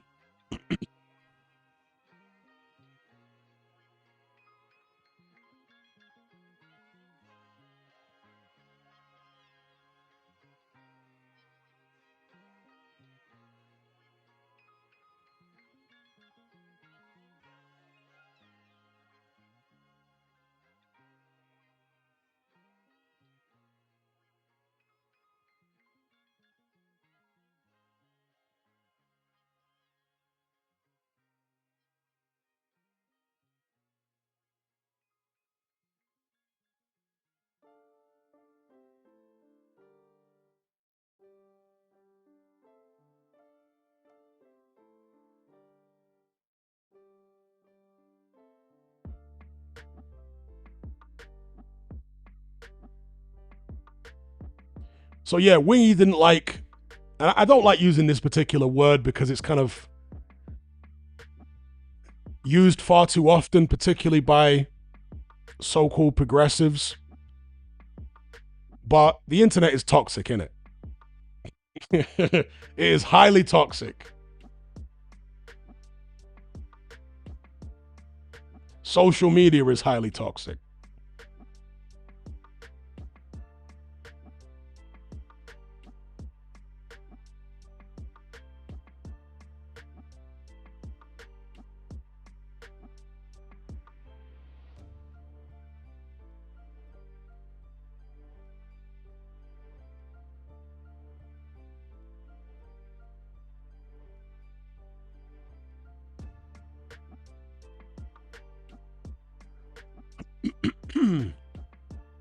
All right, peeps, I'm going to shut this one down. I'm not ruling out doing a live stream for Miller versus Pero, but I'm not promising it either.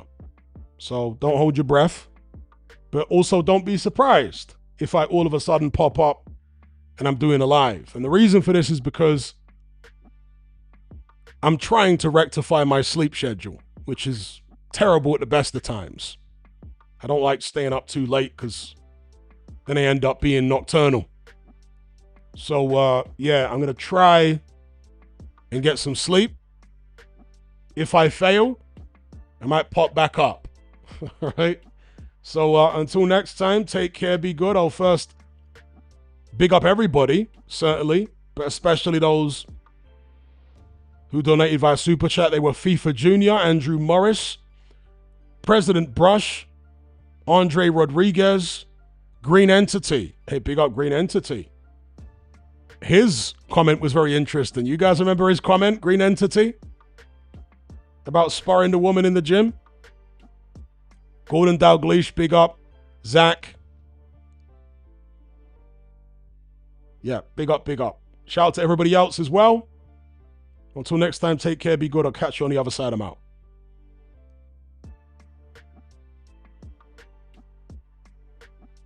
And before I go, big up Encircled. Dogs are better than cats.